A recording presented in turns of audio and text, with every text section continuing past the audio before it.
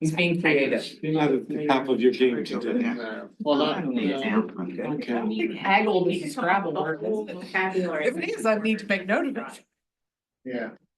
Trying to beat my mother. We ready, One of his friends, he's like my gold light. Her and her mother used to play Scrabble. Good morning, everyone. I'm going to call to order the Montgomery County Planning Commission's monthly board meeting for Wednesday, February 11th, 2026. The record shows that the board currently has a quorum in the room with myself, Dulcie, Nicole, Bob Blue, Jonathan Rindy, and online we have Sandra Jenkins. And we are awaiting one other board member, Kyle Spees, John Ernst, and Kim are both excused from this evening's or from this morning's meeting. With that, are there any board comments before we get started? Board comments? Okay. And Kyle has joined us, so that on the record. Morning, Kyle. Then with that, do I have a motion to approve our board meeting minutes from our January 14th, 2026 meeting? The move, is there a second? Second. The move and second. Are there any comments or corrections on meeting minutes? We did notice that the format, is different, and thank you, for taking on the new look. Okay. There's no other comments or corrections on the board meeting minutes. All those in favor, say aye. Aye. Any opposed? It's been approved. Is there any public or staff comments before we get started with our agenda? Other staff in the room, online, anything? No. Okay, then we'll get right into our first agenda item, which is the climate change vulnerability index. And I guess we'll be calling on Ryan and Tim to get us started here. I don't know why Tim's on. That's a mistake. Okay.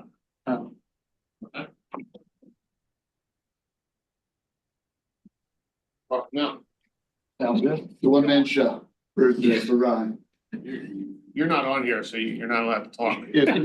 Go. Do we need to go out of the room? I can go back to my desk and eat, shove snacks into my mouth. That's what I enjoy doing. Morning, Ryan. How are you? Good morning. Doing good. Happy to be here. All right. So my name is Ryan Lamberti. I'm a senior environmental planner here. Going to talk a little about a project, the Montgomery County Climate Change Vulnerability Assessment. This is a project which was started by my predecessor before I started here. I took upon myself to continue going. I started here 3.5 years ago. And I'm happy to provide a little update on it. Wait a second. Right now. Is it not advancing or? No, the left and right parents. So while we're working that out, you said that you picked this up. Had this been in front of us before? The vulnerability analysis has been in front of you before. Right. So Ryan is going to talk about the work that has continued in the The next phase implementation. of it. Yeah. So before I go into the project itself, I'm going to provide a little background on climate change in Montgomery County. Regarding heat, as we know, temperatures in Montgomery County are expected to rise into the future. Today. It's a little warmer today. Warmer today than they were last We week. walked to the train station, didn't freeze my butt off for one. My fingers were hurting. In turn, this results in higher cooling costs and heat-related illnesses, as we also well know. And then there's also more frequent periods of abnormally hot weather over time. Regarding flooding, average county participation is projected to increase 5 to 7 inches annually by the end of this century alone. The intensity, frequency, and duration of rainfall events are expected to become even more extreme. And the largest increases are projected over the winter months. Record snowstorms is what we've seen during this past winter. So what is the CCVA itself? Simply, it's an online tool and it allows residents to learn more about climate change and the impacts of increased heat and storm events on the county. It identifies areas of the county that are particularly vulnerable to the effects of climate change relative to the rest of the county. It combines information on socio-demographic, health factors, critical infrastructure, historical temperatures, and flooding data. The information comes together and it creates indexes for one, heat and flooding, and then also potentially disadvantaged populations. Regarding neighborhood-specific insight, so when we did this analysis, we applied the information from the 3 indexes I mentioned to predict which neighborhoods have increased stresses due to climate change. The results fall into 5 categories based on the deviation from the county average. They're either above or well above the county average, at the county average, or at or well below the county average. On this map, you can see which areas of the county have these higher and lower stressors. The lighter, greener areas have lower potential risk, and the more orange and red areas have a higher potential risk in the county. Potential risk for what? For heat, flooding? Heat, flooding, and disadvantages, yeah. So all 3 combined, and the areas with the highest of those 3 indexes combined have the more redder and orange areas. You break out those 3 separate and separate mapping?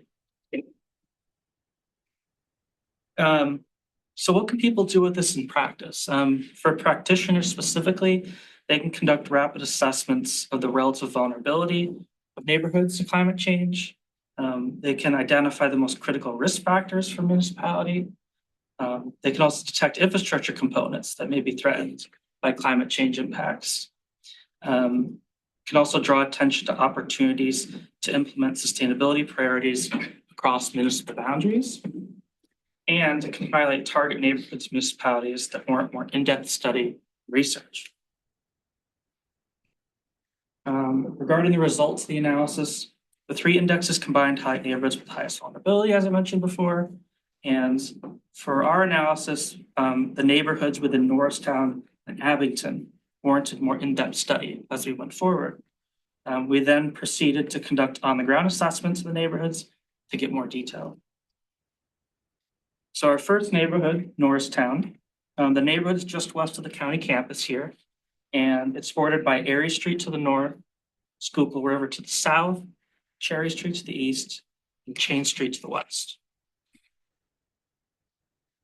And then Abington is our second neighborhood, Roslyn specifically, bordered by Hamilton Ave to the north, Susquehanna Road to the south, Mildred and Rothley Ave to the east, and Colonial and Easton Ave to the west. So I'll start with Norristown, highlighting this neighborhood. As we know, Norristown is a very dense neighborhood. It's primarily residential with some institutional and commercial uses, and the vast majority of the area is impervious with little vegetation, tree coverage. In Norristown, specifically from the analysis, there's a concern for increasing average yearly temperatures precipitated by the vast impervious areas, as we know is the heat island effect. Many residential structures lack central air systems to keep residents cool. There's also the prevalence of unhoused populations, which is an issue. It may be difficult for people to find areas to cool down during extreme heat events. So from the assessment and our background research, we compiled a set of recommendations from the assessment. Regarding heat, we can confidently say that there should be cooling centers opened during extreme heat events. Water and fan distributions could occur. There's also weatherization and appliance and upgrade incentives. This could be done by working with CADCOM, the Community Action Development Commission, on the community planning side of this. And we can also continue working with DVRPC on the Energy to Communities program to implement weatherization and home retrofit programs. And then finally, there's the development and outreach plan, which could be developed to assist in implementing. So, yes. This is great information, but is this going to affect you know, if this gets out to the public, which I assume it will, you know, if I have a house in Norristown and I go to get it insured for whatever reason, and then the insurance company, so wait a second, you're in a high density area, you know, with, you know. Vulnerable. I'm sorry? Vulnerable. Vulnerable, thank you. I appreciate that. And we can't write you for insurance. So how do we protect the people whose houses are in these areas, whether it's in Norristown, Abington, or wherever it may be, from the negative effect of what this result of your study is? Well, that's where things like the incentives come into place, because those would offer opportunities for people to make those upgrades. And as well as having understanding around what they can do to limit heat, for instance, in their property. Yeah, but I think Bob's question is along the lines of we designate classifications or we designate Right. severity of vulnerabilities to certain neighborhoods. Is that something an insurance company can pick up and affect people's rates? I think that's a reasonable assumption. Yeah, that's obviously a concern. What we see in places like California, for instance, where those areas are designated as too vulnerable. So I'm not going to cover insurance there. Now, the flooding is already regulated through their flood insurance base, and the data that's provided for flooding is based off of FEMA firm mapping. You know, that's all public. The insurance companies already have access. So Yeah. But if you remember, I mean, I'm sorry, Bob, but if you remember the whole thing with the FEMA, when the new maps came out from the, I guess, Temple study or something, when those initial maps came out, there was a big outcry because there were thousands of new houses that were put into the floodplain, and then there were some anomalies with the way the floodplain was mapped. So some of that stuff took a few years to get ironed out. and that was a FEMA project. Like that was all. No, I understand. I understand. I guess, I mean, holistically, sorry, Ryan. No, go ahead. Like, and this is kind of a bigger question that we need to wrestle with, you know, as an organization and as government entities and doing outreach. I mean, we have these, to deny the vulnerability of these neighborhoods, there is, you know, a detriment to that. You know, I mean, like, these are neighborhoods where we would like to see, based off of the heat, the flooding, and the vulnerable populations that live there. You know, these communities are, there's work that can be done to make sure that they are less vulnerable than they currently are. But the flip side is, could that information then be used, like you said, you know, against these communities? You know, what is our, like, if we highlight those that are most vulnerable, are we actually just increasing their vulnerability to certain factors? I think that's a conversation we could have with someone in the insurance industry. That would be helpful. My gut is that our designation is not some sort of metric that's going to move that needle, and the data that brings us to those conclusions probably is the data they're actually looking at, Right. and already is impacting those rates. But it's worthwhile to address that. I mean, the data you're extracting is that data that you're getting, that they would have. Widely This is available. all- It's not something we've went out and created a, No, this is all publicly Study of- accessible. These are facts, not observations, you know, right? Right, oh, yeah, So- that is very much so. So the reality is we're putting out facts and then people's responses are what their response is. Now, whether this leads to policy is a totally different issue. Is this something the solicitor's office could guide us on as far as, you know, what is our liability as a planning commission or as a county that, you know, bring this information out? So this, I'm sorry. I don't think there's any liability. I Okay. think the bigger question is this the type of information that we want to publicize because it could potentially be used in the manner you described? But it sounds like just from this discussion, the information is already out there. for the But in insurance- drips and drabs, it's not. But insurance companies have entire departments whose job it is to get that information so that they can increase your insurance rate. So I think it's a question for planning. Yeah, And a discussion for our goal planning. is to Yeah. make these places better, and by Right, doing that, we have to acknowledge the problem. So I think the problem already exists and the insurance rates are what they are because of it. And this work, again, due diligence, let's talk to someone about it, but let's try to move the needle so that they're not as registering on all these data points as badly as they are. So wait a second, I want to sell my house. You know, I'm a single parent with, you know, a couple kids and somebody, you know, says, oh, I'll buy your house, and they look at this study, or somehow a smart realtor says, I don't think you want to be buying down here because this is a vulnerable area. Well, they can say about anything, like. Right, a traffic study that shows the corridor is terrible. All right, let's have one person talk again. Yeah, I think that could be extended to a whole host of demographic factors, socioeconomic factors, where we can't just ignore the data and we're trying to improve it, so. Again, I think I guess the question is, it sounds like to me that this is not a revelation. We're not, you know, Montgomery County Planning Commission or Montgomery County in general is not all of a sudden found this Smoking gun. smoking gun Hotspot of disasters, vulnerability or of structure. climate change or anything Right. that's affecting these neighborhoods or neighborhoods similar to what you're gonna show us between Abington and Norristown. And given that information, as you know, as we talked about, they're gonna know this information anyhow. And is this truly, I mean, look, I mean, the heat indexes and all that stuff, I don't know how much that really affects insurance rates. More so than the flooding, which, as John said, that flooding information is already out there. You know, there's other avenues for insurance companies to designate or figure out whether a house is in risk of flooding.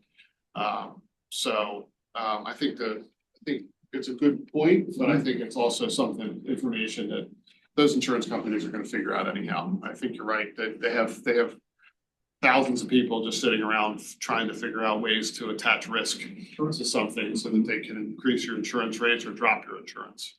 Will there be some funding at the end of this presentation or potential funding? What's that? I'm sorry. No, I'm sorry, Steve I'm said. sorry, drop your insurance. not Oh, drop, okay, thank you. Sorry, now I understood your confusion. Drop your insurance, sorry. Increase or drop your. And all of this information ends up being disseminated in our county hazard mitigation plan, which is a federally required document.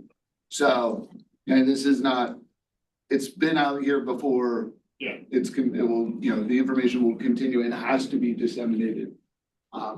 We've just packaged it in a way that really highlights the effects of climate change. And there's probably a whole lot of other scores of tick marks that these insurance companies go through between crime rates and poverty levels and all that kind of stuff, which affects any of their underwriting. So whereas this is one piece of data point and an important one, I think there's others that are gonna formulate how the insurance companies. But I do think it raises an interesting question about the vulnerable populations and what can we do to not exacerbate those vulnerabilities as, and I don't have the answer, but it's one of the reasons why we did this project is to start to really think about and work through these issues as we are looking at vulnerable populations. I mean, look, we've all read about it, I'm sure if you were to correlate or if you were to overlay the effects of inflation and cost of living, the same areas that are being affected by what Ryan is showing us now at a greater degree are also the same neighborhoods probably being affected by some of these other factors that people are dealing with, so. But you can also, Just a question. no, but you can also. No, it brings up a good point, but I think there's just so many overlaying, like it says, pressures on these neighborhoods, and I think you find a lot of correlation between, any of these items, you see one, you know, they're not gonna be isolated, there's gonna be others that are gonna be affecting those areas, whereas areas that have less issues with climate change are probably better off in so many other ways. Whereas, but the reverse is true in these areas. But one of the things that's interesting is when this information is out, the availability of getting insurance, flood insurance on your property, whether vulnerable communities financially can get it or they can't get it. But then you look at examples in California for wildfires, where there are so many people in the past number of years recently that we've heard in the news who were denied insurance on fire. And then the state came through with a secondary insurance program so that people could apply to the state and have coverage. So whether this moves to a program where people in vulnerable areas can get that secondary insurance if they can afford it, or if there are programs that help them so that they are not vulnerable to such financial loss that puts them out of their homes with no options for recovery. Am I correct on that? Do you folks make a presentation to Norristown with these recommendations? So we had previously went in front of the Norristown board before we went out and did our little walk around to gather information. In the end of this presentation, I'll mention that there is an opportunity to expand this tool for people to use. All right, let's continue. So for Norristown, I have other recommendations. The community could create a tree plan to guide the development of a healthy tree canopy and a maintenance program. There also could be design guidelines for extreme heat through the borough's zoning and building codes could be drafted. And then finally, they could have a heat officer position, which could be designated to sort of manage these issues, in an administrative role. And then Abington, the Roslyn neighborhood. This neighborhood is primarily residential with some commercial. There are many large parking lots and impervious surfaces, several of which are in the floodplain. And then most of the parking lots have little to no tree coverage. And then flooding could be a concern. The neighborhood is within proximity to the Sandy Run. And then for recommendations, much of this is the same as the recommendations from Norristown, with heat officer position, cooling centers. Now explain to me a heat officer, what's the typical role for a heat officer, do you see, as opposed to somebody who's dealing with sustainability? So I think the heat officer has two important roles. I think one, they have an understanding of the heat index and when to declare a heat health emergency, and also they can be the center of resource gathering and program implementation for heat reduction programs. Well, typically a full-time position, is it a position? I think it's more shared, like through a emergency management office? I don't think from the heat officer positions that are out there right now, I don't think it's a sole designation. I think it's something that somebody does in addition. But I think going forward, places will want to have that as a full position when things get more complicated regarding. Could it be like a circuit rider who would do a region, that might end up being funded? That's something that can be funded when you have a regional. Like a shared position between multiple municipalities. I think depending on the population and the infrastructure, it could be more of a local or regional position. I don't think that's really been clearly defined in a ton of places. So I think it's open for. You mentioned about heat index. I mean, let's say is that information just trying to that information would be gotten from, what are weather sources or something like that anyhow, correct? Yeah. It's not like they're going out and figuring out the heat index themselves. One thing I found, this is the colder side, living in Philly and also working in Montco, I get these notifications on my phone about it's a severe cold warning. We're in cold blue right now. As someone from upstate New York, I'm like, it's not even that cold out. It's only 20 degrees. So I think it differs from location. I think that's gonna change depending on what the weather's like in a certain location and what the perceived effects are for that given area. So from my understanding, I think a lot of the value from the heat officer position is, it is a title that is shared with, if you're the zoning officer or somewhere in the office. And the idea is there's somebody who kind of has their finger on the pulse of like, oh, it's one in a heat event, like a code red, to ensure that the community is aware of it, to ensure that the schools are aware of it so that they can, take the proper action. Sometimes it involves not going outside for recess, sometimes it involves, the cancellation of sporting events, whatever the case may be. Somebody who can actually, and then also be a resource both for long-term mitigation. Something where it's not forgotten. A lot of these issues, the idea is somebody needs to be a champion of it. And if you have somebody who's there like, oh, part of my job is I'm the heat officer, I gotta do my job. I need to make sure that this is something that we don't lose track of and that we're being proactive in what we are doing both during heat events. Yeah. And also long-term mitigation. As I said before, there could be water and fan distribution, weatherization and appliance upgrade incentives, design guidelines through the building and zoning code, and then such as Norristown, you could have a tree plan. Well, then can have a tree plan. I thought they did a tree study. They did a tree study. So a little implementation example I have here. So we worked with the design section to produce this conceptual drawing of what a car dealership lot could look like with increased vegetation and green stormwater infrastructure. It features street trees, similar spacing to the trees I'm going to show an image in the next slide.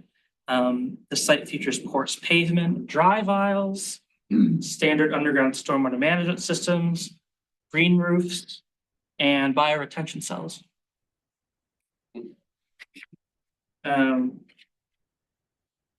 So much of the impervious surfaces in Abington's neighborhood are car dealership lots.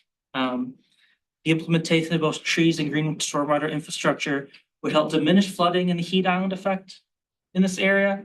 In conducting this research, we came to understand how integration of this type of infrastructure could impact commercial operations, i.e. trees blocking the view of car dealership lots is a concern.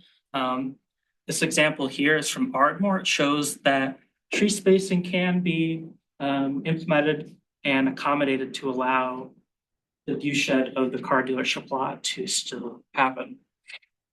We even tried doing this in our first 2040 implementation grants. We had green parking lots, as I remember. Yeah. And I think maybe one did it. We had one or two, and one that withdrew from. Yeah. So even with money, it's hard to get people. Maybe it doesn't balance out with visibility and maintenance that they say, Yeah, it's. I understand. It's a business decision. Obviously, unless it's in zoning. And I'm not sure the car dealerships are your most friendly. They're friendly if you want to buy a car. Yeah. Not tell them what to do. Well, it's interesting because Invite birds invite watching of cars. The other side of the story is this morning when I was driving and I was coming up from the bypass, not the bypass, come up and Ridge Avenue now has, it's like car lane. It's unbelievable. I don't remember. It seems like they came up in like 6 weeks. I mean, they're all there. They're all flashy. All those, we're having the whole road redone. And now we have car dealerships on either side. So we'll see if we have one green thing, within a mile, but. I mean, that's the tough thing. Like, Yeah, it was interesting when we went to Abington, we're like, okay, we know it's hot. We know there's some flooding and there's some vulnerable populations. Like it was highlighted as a neighborhood. And when we started to walk around, we're like, it's all car dealerships. Well, It's all large Okay. impervious. Get the zoning, maybe they have offsets, maybe they have to plant X number of trees in other parts of the neighborhood to try to. Yeah, look, Roslyn's biggest issue is flooding. I mean, Sandy Run has been a source of flooding for years. I mean, I think a few people have died in whatever it was, late Right. 1990s or That's right. early 2000s, and We bought out there's been a properties. bunch of houses that have been bought out of the Sandy Run. So Sandy Run has been a source of a lot of flooding issues and changes and modifications, but there's still a lot of old infrastructure around the Sandy Run where they constricted and, pushed the envelope of changing street embankments and caused issues further down the line. So, which has also affected water quality too in that area. All right, yeah, so as you said, for Abington and the Roslyn area specifically, flooding is the main concern. I have a bunch of recommendations from this. Emergency kits could be distributed. Home retrofit programs could be offered. They could actually have sufficient drainage systems, which they probably don't have now. Limiting the floodplain development to help minimize impervious surfaces and keep people out of harm's way. The implementation of riparian setbacks, the zoning code would create flooding buffers. There's also vegetation preservation through the zoning code could be implemented. Incentivizing height over sprawl would save pervious coverage. And then finally, integrating green strips as islands, parking lots, like in the drawing, would help. So what's next for this project? So I just, can you go back to that last slide? Sure. So here's a thing to contemplate, talk about implement riparian setback standards. So I think Abington and most municipalities have riparian buffer ordinances, right? I mean, I know Abington does. Yeah. And I worked in quite a few townships and I know most of them have some type of, if you change the buffer requirements, the problem always comes into, now if you've changed riparian buffer requirements, or you've increased the buffer requirements for setbacks. And now, you've affected a whole bunch of properties that now have some sense of, there's some argument towards a hardship because now they've taken, you've changed their setbacks on a property they've already owned and have had some modifications to. It's such a difficult balancing act for municipalities to deal with, in that when you change those setbacks, whereas it might be logical to do that because you're trying to increase that riparian, the floodway or development within a potential flood area. You've also created some issues with people's properties. And it's just such a balancing act. I see this when I said, we have projects that come in on the zoning hearing board and say, and you have to deal with these changes, and some of them are simple, you have 5,000 square foot lot, they change it to 7,500 square foot requirement, it's a simple thing, but when you start to take people's development or ability to improve their properties away, it just causes this cascading issue of how does the municipality deal with that. And especially in developed municipalities where, you're not seeing a lot of new lots that are going to be affected or that are going to be implemented into this setback. These setback changes are going to affect all existing lots. And how do you deal with that? So. I think one of the ways you can deal. If it is a substantial impact, like going from 100-foot setback to, let's say, 200-foot setback, you can trade that off for density based upon the existing riparian buffer. Right. That everybody knows about with the new. So if you could get 100 lots before with the old, still give us 100 lots, but it'll be a change in the density and everybody will be happy. Right. Well, just real quick, we did do that when we drafted the initial riparian buffer, 75 feet. Recognizing the existing communities, we wrote one particularly for Cheltenham, which is a sliding scale. Yeah. Based on lot size and the distance between the home and the stream. So it goes down to as small as 10 feet depending on the circumstances, up to the 75, provided it provides enough room on the property for them to do other things with it. And I tried to be flexible. And I get it, and I'm not advocating for not doing it, what I'm just. It's not as easy as just changing the buffers because. There's a bigger conversation when somebody comes in and wants to put a garage in that, you know, last month was fine and this month is not fine because of the change in a setback in an ordinance. That purely, I mean, I think we do whatever we need to do, and I think we advise our municipalities any way we can to try to improve, you know, our floodways and waterways and safety of our neighborhoods. So I get that. My other comment is on incentive height over sprawl.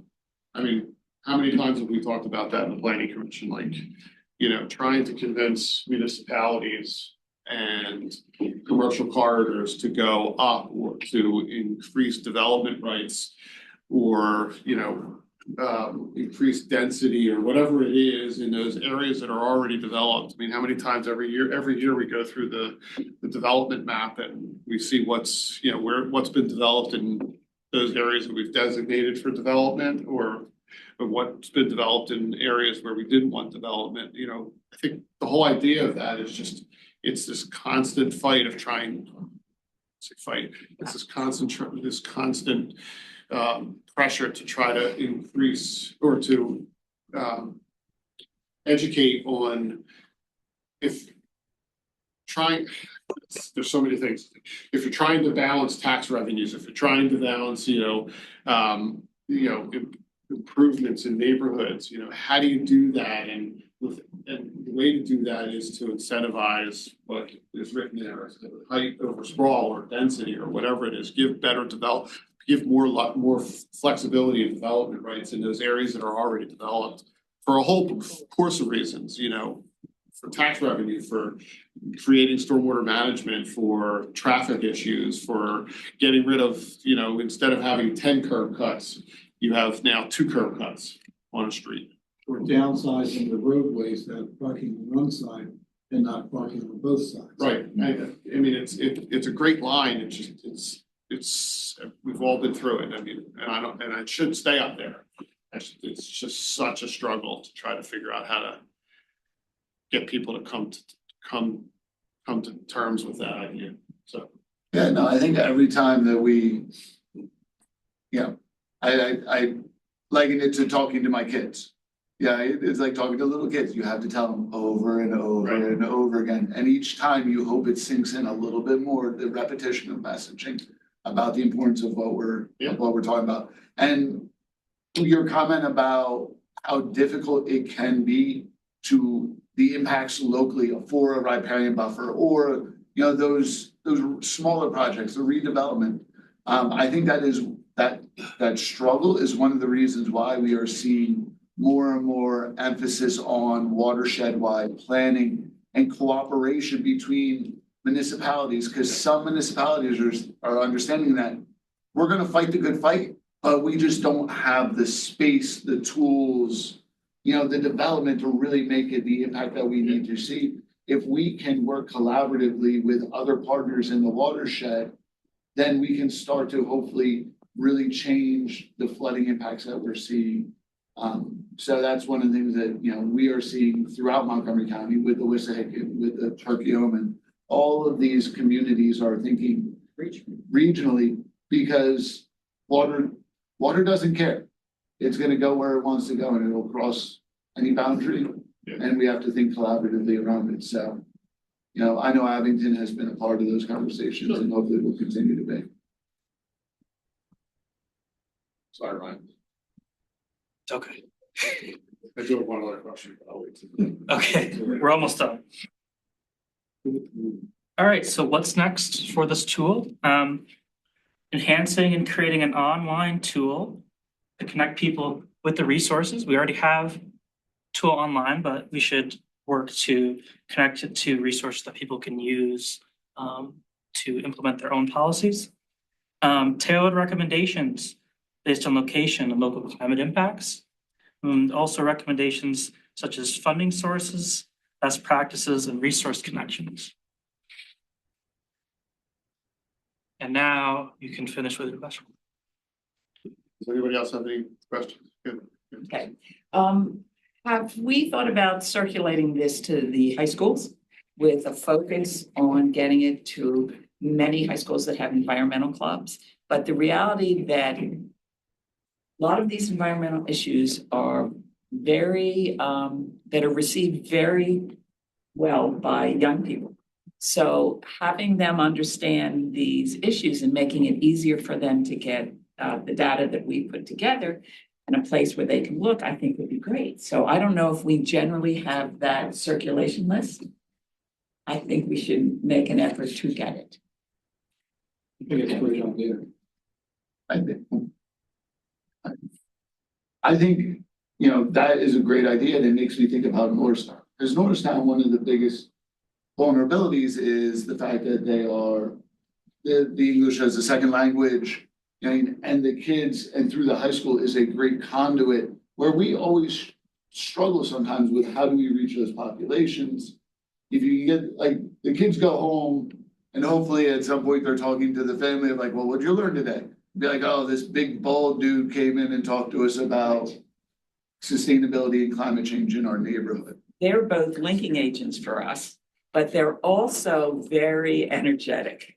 And you give them things that they might be able to do or be concerned with.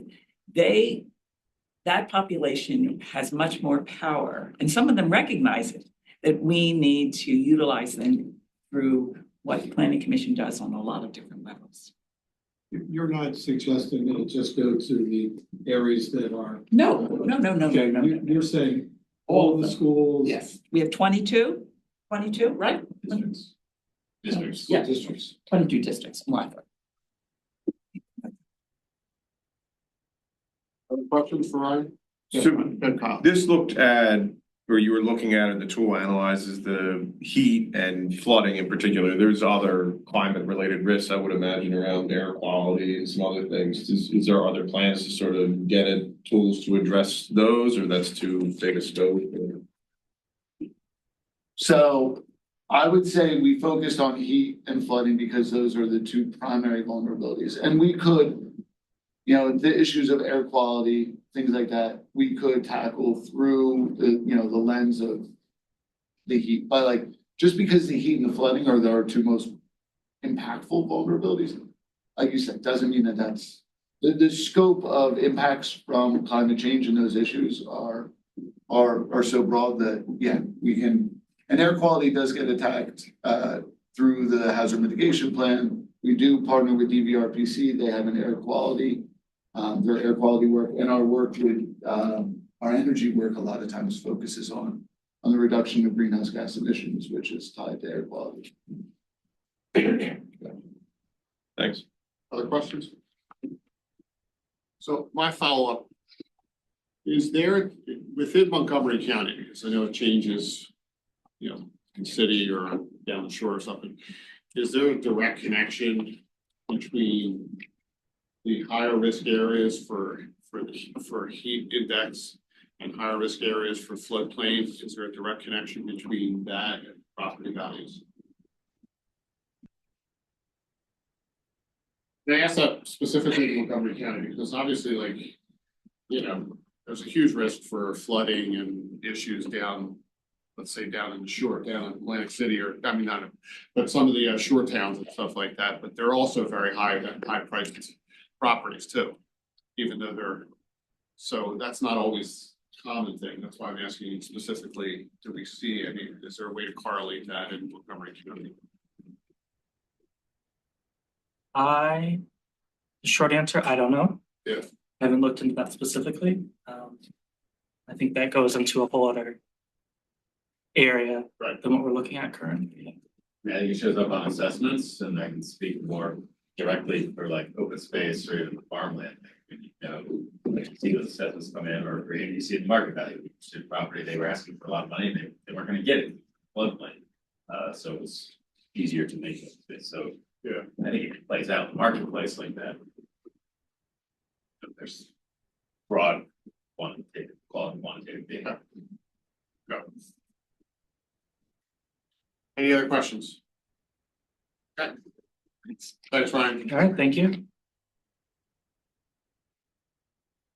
Great. Next up is Pennsylvania Turnpike Reinvestment Project update. We got Matt. Well, Steve, how are you? Good. Been a long time since we've got an update, I think, right? You know, it's been a long time since there's been a substantial amount of transportation stuff at the board meeting. So I think we're gonna change that. The next couple of months, we're slating a couple of different projects to bring to the board, give some information and introduce you back to our new transportation section. This month, I'm doing this one solo on the Turnpike. We're gonna talk about our transportation improvement inventory next month, probably me and Russell, and then in April, we will give hopefully the entire overview of the Bridge Pike project. But the Turnpike one kind of is a overview, overarching project that has a lot of work that's been going on it throughout the county. So we're excited to be here. And I guess I can get started. Yeah. Just the laser? Linear. It is a nice laser. It is an excellent laser. And it's better than that laser. Absolutely. Oh, look at that. All right. 2 lasers.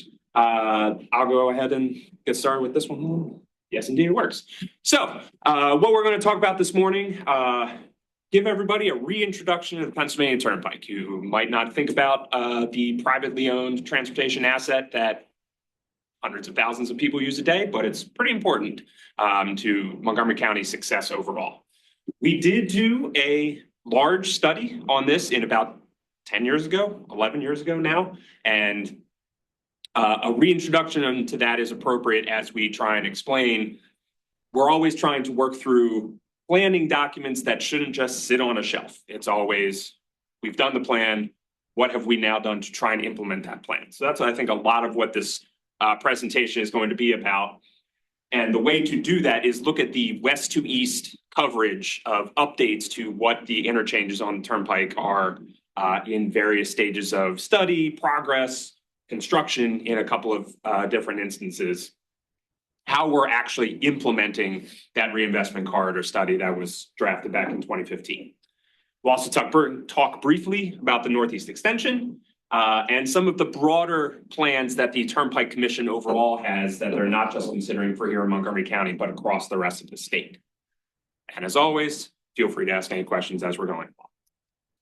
So you may, hopefully, some of you have driven Pennsylvania Turnpike recently. If so, they thank you. That is a privately owned toll road opened from the west, the Harrisburg area out to Valley Forge back in 1950. So it's now a 76-year-old facility leading into the King of Prussia area. And then the rest of the construction across the county was completed back in 1954. Just kept going. And then they kept going over the river over to. I'm talking about they just kept going with construction. With construction, yes, that is the standard joke. And we'll get into some of that. I have a very nice map that they know they are under construction all the time too. But that's essentially what your toll dollars are going towards, is paying for all of that reconstruction. They're trying to continually deliver, hopefully, the best traveling experience for their customers. Some fast facts, if you will, about I-276. There's 20.2 miles of the main line Pennsylvania Turnpike located in Montgomery County between Valley Forge and County Line Road over in Upper Moreland and Lower Moreland. The highest traffic counts on the entire Turnpike system are in Montgomery County. Based on the December 2025 data that they published, nearly 120,000 vehicles per day are using the Turnpike in between the Mid-County and Fort Washington interchanges. Some of the historical milestones, I think, for the Turnpike, especially in the last couple of decades, Easy Pass was first installed back in 2000. So again, in the we're all feeling old category, Easy Pass is now 26 years old. And that's what helped permit the Virginia Drive ramps to be installed. That was the first time that the Turnpike used a non-standard massive interchange footprint in order to access their system. The Mid-County Express lanes connecting in from I-476 were added back in 2005. They are working across the entire state to take the entire main line Turnpike up to 6 lanes. Fortunately, in Montgomery County, we got a lot of the 6-lane widening done early. The Norristown Ben Salem portion was actually done back in the 1980s, from 86 to 87. And then the Norristown to Valley Forge west part was done from 1998 to 2008. And if you've driven it recently, you may notice that the toll plazas are in the process of being removed as the entire turnpike moves to open road tolling. And we'll talk about that a little bit later in the presentation. Really screwing my wife up. When she gets off, she doesn't know which lane to be in to get off, and so. It's good brain health, tell them. They are aware that the weaving and new traffic movements through the interchanges can be challenging. I do not believe that they are finished doing signage and pavement markings and everything else. The main construction project was to take out the gantries and the interchange booth areas. Now that that is all finished, hopefully they're going to be coming back soon with a little bit more information, signage, trying to help people know exactly how they're supposed to. The Wild West in some of these interchanges, Valley Forge being one of them, so. Valley Forge was a big change. That was what, 20 or so toll lanes? That's now, pretty smooth sailing, so. Yes. So she needs to drive more offensively than defensively. I would always recommend driving defensively, just in general, but your mileage may vary. And I will stop with the driving puns. What's that? That's what the horn is for. That is what the. I've had to replace my horn 4 times already. The Planning Commission came up with a reinvestment study back in 2015.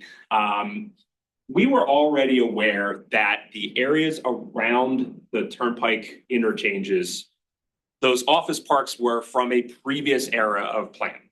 They were starting to go through that, classic maturing, questions about long-term viability. And this was even before COVID and everything else happened in 2020 and leading up to now with office parks being not necessarily as viable as they once were.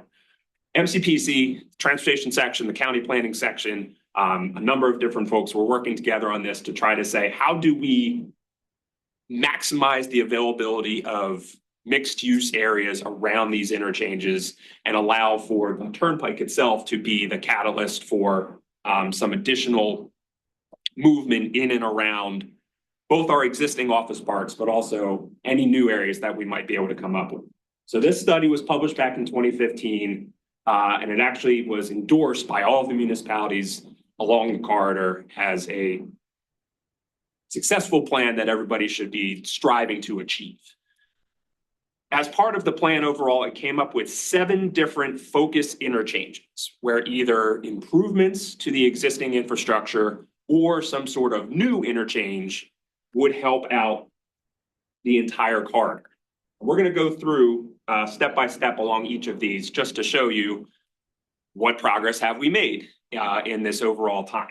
Some of the slides here have interchange designs that came from the original study. But as we're going to talk about, some of them have actually been updated and are continuing to be improved as some of our local municipalities are working a little bit more diligently to get some of this actually installed and out the door. As we all know, transportation infrastructure projects take forever to go through, but we're working on it.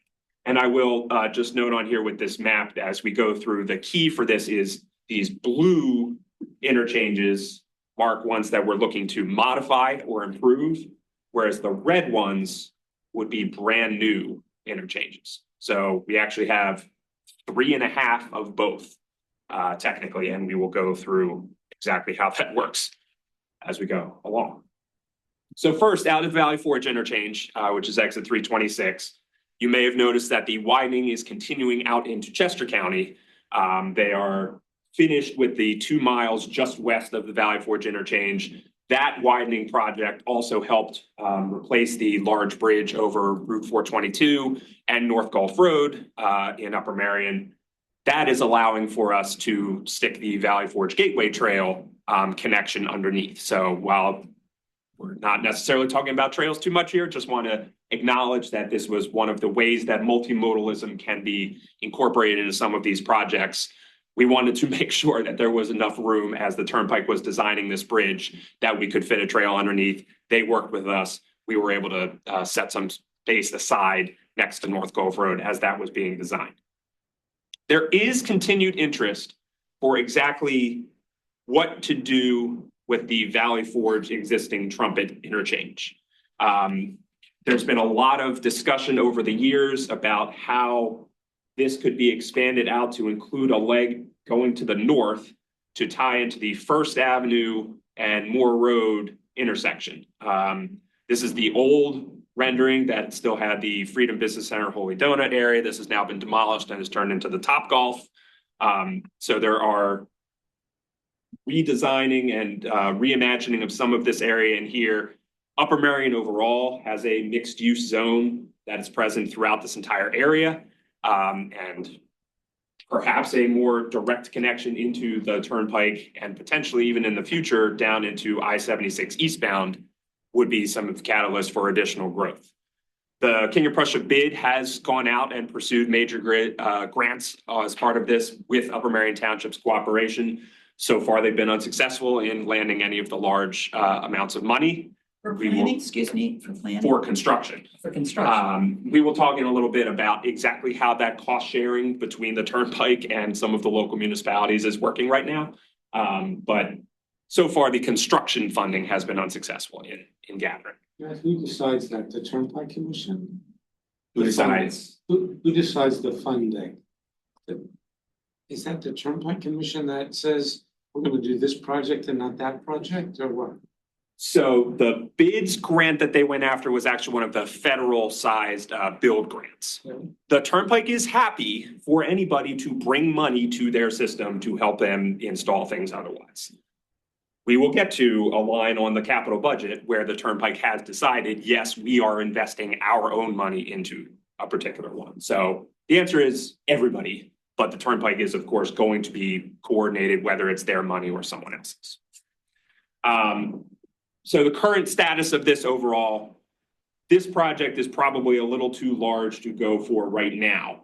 There is a plan that Bullis Smythe Associates is working on right now that would just include the westbound 276 off-ramp into the First Avenue and Moore Road area and a westbound on-ramp from this area heading out this way. That's the kind of first phase project that is still going to be probably in the 8-figure range in order to construct. There's definitely still interest in adding access and availability to all different movements from here, heading, eastbound on 76 on the Schuylkill Expressway, some of the other different types of movements through here, all still on the table and supported, I would say, by Upper Merion and the county, but it's going to be a lot of money and we're working towards it. Next, as we go further east through Upper Merion Township is the Henderson Road interchange. This one was part of 3 different interchanges were studied by DVRPC with their study that was published in 2021. We worked with them specifically understanding that municipalities had certain concerns about, okay, the county wants to add these interchanges here. What do we need to do to our local roadway network to allow 15,000 new vehicles that might be using this exit every day to interact with the local system? What sorts of traffic signal upgrades need to be made? Do we need turn lanes in any additional places? So DVRPC helped us to look at kind of a large area around 3 different interchanges and say, this intersection's fine as it currently stands. This one needs a little bit more work if there is to be any sort of connections made into the overall system. The Henderson Road interchange itself has an interesting history, again, tied into the multimodalism. The King of Prussia Rail project was supposed to have a station that was highlighted as a park and ride right about here, right at the intersection of Henderson Road, and the Turnpike interchange itself would have tied into Solon Boulevard as it goes over and back around the 202 and Henderson intersection, which is somewhere up here. Obviously, the King of Prussia Rail project is not happening anymore. And overall, Upper Merion Township has not been as supportive in trying to move this particular effort forward actively. It is in one of those, they support it. It's hopefully going to be listed in their comprehensive plan that's coming up. And it's going to be as part of Montgomery County's transportation improvements inventory that we will talk about more at the board meeting next month. But overall, I would say not too much progress has been made on this particular interchange, if any. Happily, I can say much more progress has been made on this particular interchange. So the next one is the Lafayette Street interchange, which would be in mile marker 332. Again, we started talking about this back in 2000. This was the overall idea of why the Lafayette Street extension project was so important to Norristown. It was to create a direct connection to the interstate system to downtown Norristown. So the county and PennDOT did their part of it with the extension of Lafayette Street itself out to Conshohocken Road and all the local improvements along Ridge Pike in the area around Fairfield and Diamond. So everything you see in gray here is done. The Turnpike is now slated to continue the work for their piece of the interchange process. The problem is we need to do our work on Ridge Pike, specifically Section A's project, which is the replacement of this bridge and the adjacent bridge over Norfolk Southern before the Turnpike can start coming in to get their interchange built. It is important to note, to your point, Jonathan, this is the project that is listed in the Turnpike's capital budget at a total cost of $100 million of Turnpike funds. The Turnpike is paying for the replacement of Section A's Turnpike Bridge, and therefore a hefty chunk of our Ridge Pike Section A project. We are still trying to get the Turnpike Section A out the door. Much more information about that is coming in April. But our current estimate, based on how Section A has to get out the door, get into construction, and get through enough of the construction before we can start having the Turnpike do things in here, we're looking at about 2029 to 2031 for the construction of this Lafayette Street interchange. The Turnpike itself continues it as a active design project, but they are basically waiting for us to progress forward. And they don't want to do too much of the engineering on their end, just in case something gets changed or messed with or modified before they actually get out the door. What about the funding for the bridge over the train station, or the train? That is on the tip. That is actually a 80-15-5 cost share. It's a county bridge, so we're getting additional consideration from PennDOT along with an 80% federal match. So the county's actually only on the hook for 5%. Plus, we are getting some consideration from Norfolk Southern to pay for and replace that bridge as well. And what's the timing on that? Does that fall into that same 2029-31 timeframe? Ridge Pike Section A, knock on as many pieces of wood as I can. We are trying to get out the door into construction later this year. We'll probably be near the end of the year. But out the door starting construction in 2027. So we will be able to hopefully replace the road here 27, 28 into 29, and then the Turnpike can start in 20. That's a dumb question. When it's all built out, and when you come off the Turnpike, will you come off on the Ridge Pike or on the Lafayette?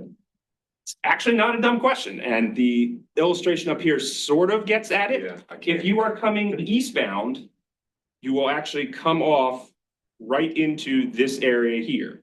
And eastbound's on-ramp will go beyond that and has to sneak under the Belvoir Road overpass in the distance here. Westbound is what ties in directly to Lafayette Street. They've redesigned this a little bit. I don't think there's a roundabout in here anymore. It kind of comes in right as a T intersection to Lafayette Street, just west of the Conshohocken Road intersection. And then westbound on will go the same way, sneaking back in this way. That eastbound exit, is that a choke handle back on the ridge or a loop back above? No, there's gonna be Nope. an intersection on Ridge Pike. Yep, it'll go straight up from here and You come off going west. intersect right there. We'll have a new traffic light right here. Going east, you'll come off from Ridge. Yeah. You can't read that. I don't think that graphic's accurate on that, yeah.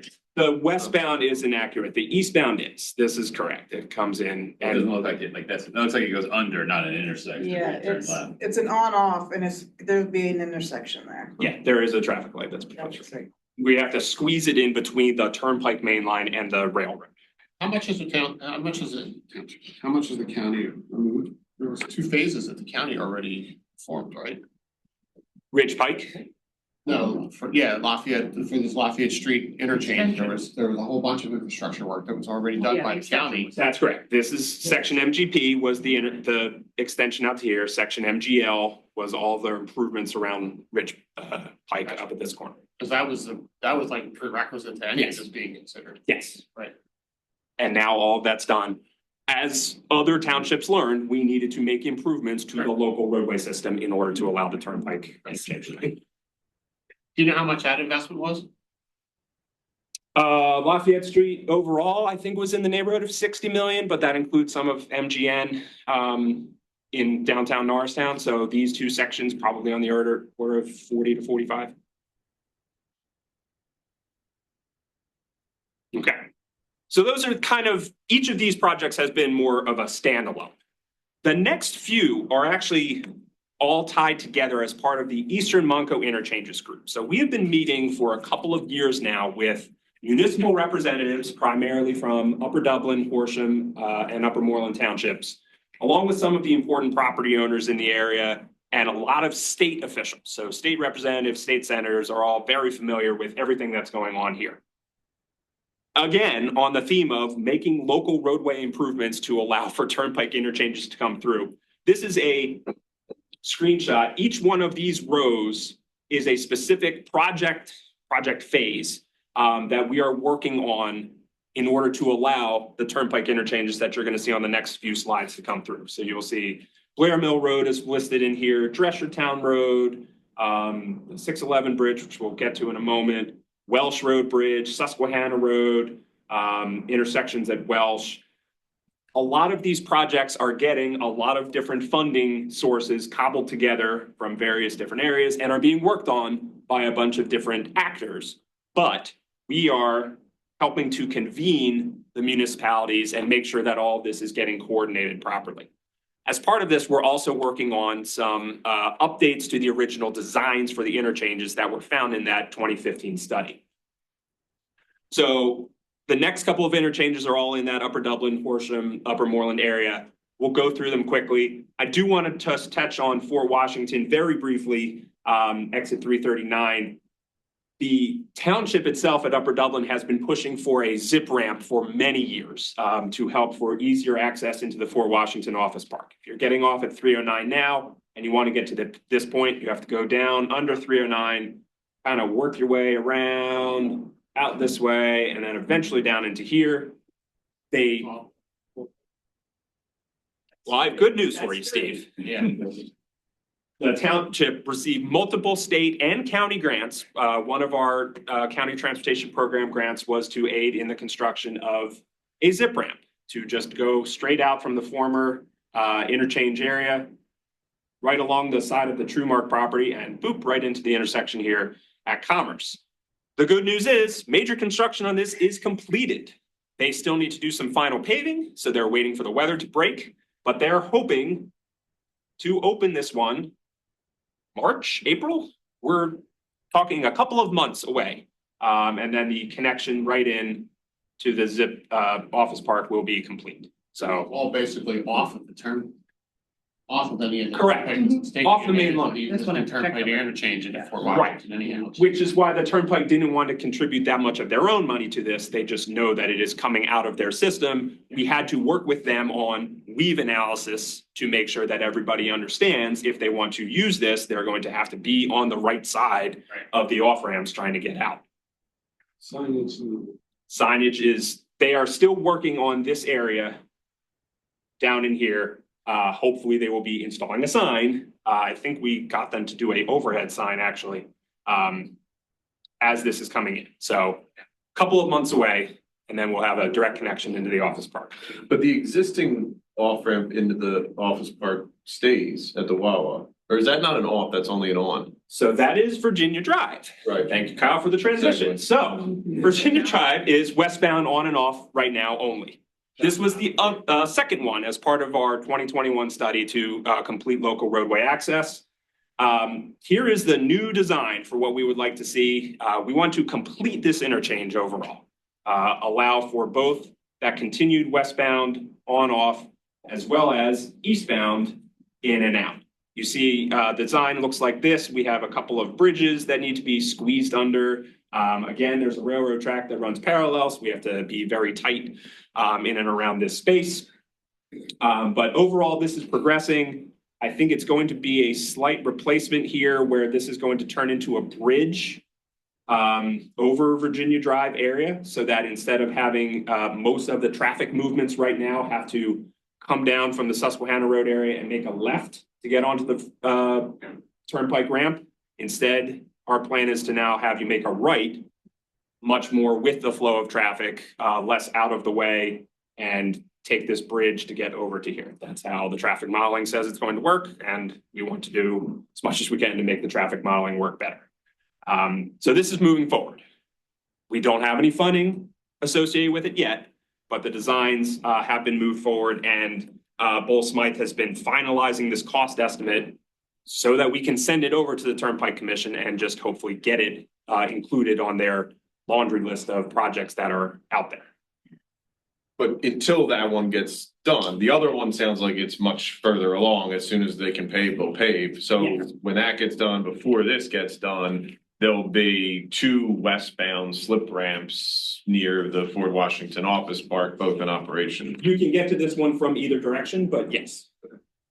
How likely, I mean, is there an analysis from the Turnpike on whether Virginia Drive gets done if the slip ramp off of Fort Washington is successful enough that gives people the access they need to the office park? We believe it's still far enough away from Fort Washington to have independent utility. There's also a lot of other development that's going on in this area. And I think it's tied together to the next one that we wanted to talk about, which is Welsh Road. There's a number of different spaces along here where we're trying to say more access to the Turnpike is better. As a reminder, since it's the privately owned infrastructure piece, they are actually interested in having more traffic on their road because more traffic means more tolls. There is a particular level that they want to get to so that they don't have too much traffic and therefore causing people delays. But there is a benefit cost trade-off to how much do we spend on construction for all these interchanges versus what benefit do we get in terms of new travelers and car riders coming into this area. It doesn't do them any good to have paying customers be delayed. So they make decisions to get more customers, but to serve them well. Exactly. But the overall idea when this turnpike was laid out in the first place, the average distance in between interchanges was 7 to 8 miles. That's not how most freeways were designed everywhere else. We see there's a lot more demand for that kind of 2 to 5 mile local traffic access. And adding these sorts of interchanges. Now that we have slip ramp and we know people. Now that we don't need to do a full interchange footprint and can do open road tolling, which I hope to get to, even though I know I'm running out of time. Can we go back to Fort Washington? For Washington, sure. Well, it's 2 exits ago. Well, That's you missed it. We can't do a U-turn. So to get on 309 north, I guess it is really quick right now when you get through there. That's like the main area I use my horn to get people out of the way so I can get on 309. If there's another ramp there that is right before that one, unless there's proper signage, that will be a disaster. Or should I say, I will end up in the business park every time because I'm so used to getting to the right. As I mentioned, this whole project, I believe, got delayed for 6 months because the Turnpike wanted to enlist DVRPC to do a weave analysis to make sure to understand how to properly sign this entire area to make sure that this ramp works, that the 309 ramp works, the northbound ramp works, that the 309 southbound ramp works, and that the connection through to Pennsylvania Avenue works. So agreed. They know, I believe that is going to come in a result of a overhead sign to make sure everybody knows what's going on. I just have one question. Do you actually find that when you use your horn that people actually get out of the way? That's what I said. His horn works way better than mine. Well, it's a matter of how long you stay on it. You can't just go beep.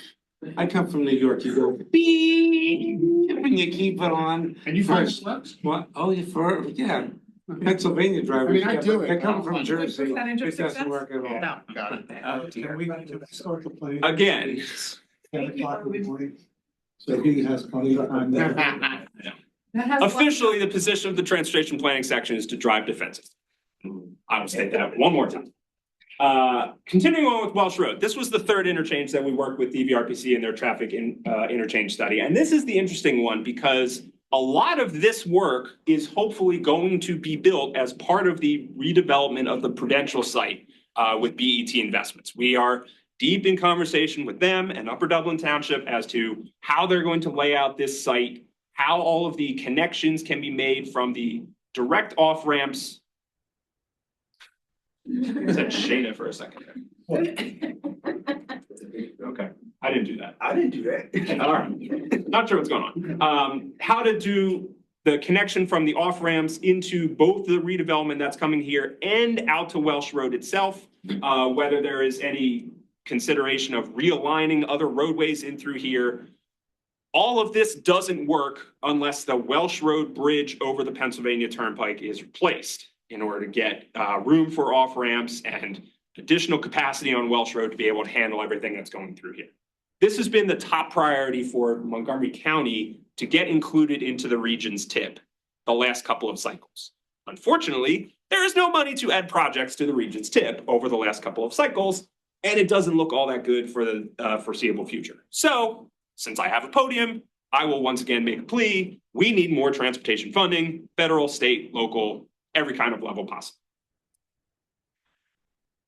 Finally, on interchanges, we get to interchange number 7 at Willow Grove. Upper Moreland Township has wanted for a very long time additional capacity to handle southbound 611 traffic coming from the Horsham, Central Bucks County area, past the Naval Air Station, down towards the Turnpike. They've wanted a second 611 ramp lane to come past Home Depot Drive and take this cloverleaf to get into the former Willow Grove Toll Plaza area. Upper Moreland actually went out and got their own multimodal transportation fund grant to get this project into engineering. And after getting it far enough into engineering, we were able to get it into the TIP. So now there is funding for all of the stages of the project. The current cost estimate for this is actually $51 million in terms of talking with this. I believe it's not just at this point the replacement of this bridge on 611 over these ramps, which, as you can see, is going to need to be widened in order to do this right. I think there's a little bit of additional 611 construction work that needs to be done through this entire interchange as well. It is still in early engineering. We don't have a firm construction date for this yet. It's probably no earlier than 2029. Quickly, since I know I'm past time already, how about the Northeast Extension? The fun fact for this, 476 is actually the longest interstate highway in Montgomery County. It measures 24.7 miles, including both the Northeast Extension part and then past Mid-County, it becomes the Blue Route as it heads south towards the Schuylkill Expressway and Delaware County. The complete reconstruction of this stretch of the Northeast Extension is now complete from Mid-County all the way up to Quakertown.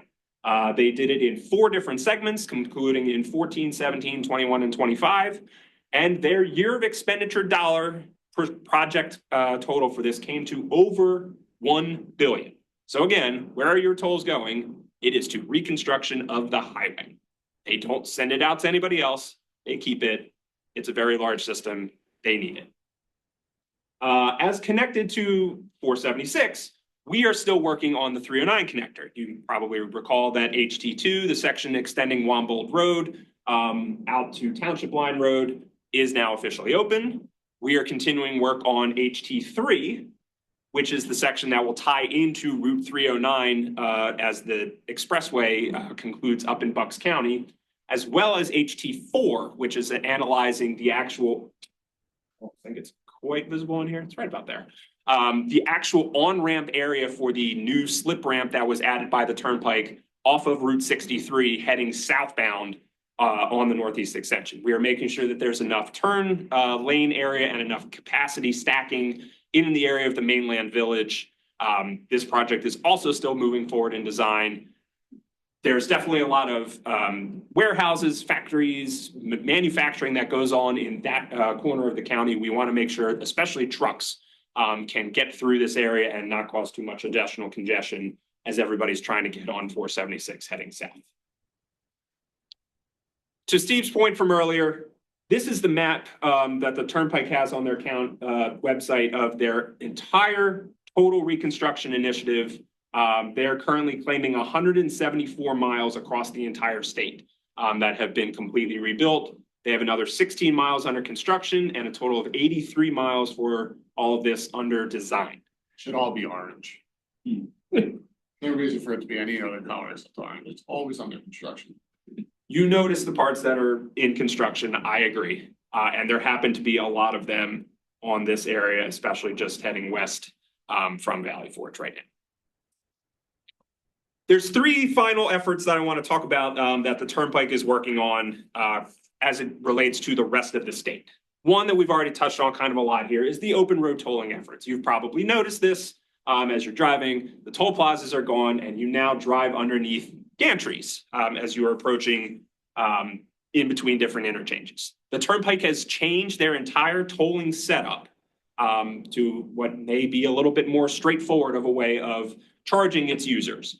The current charge to go under a gantry is $1.13.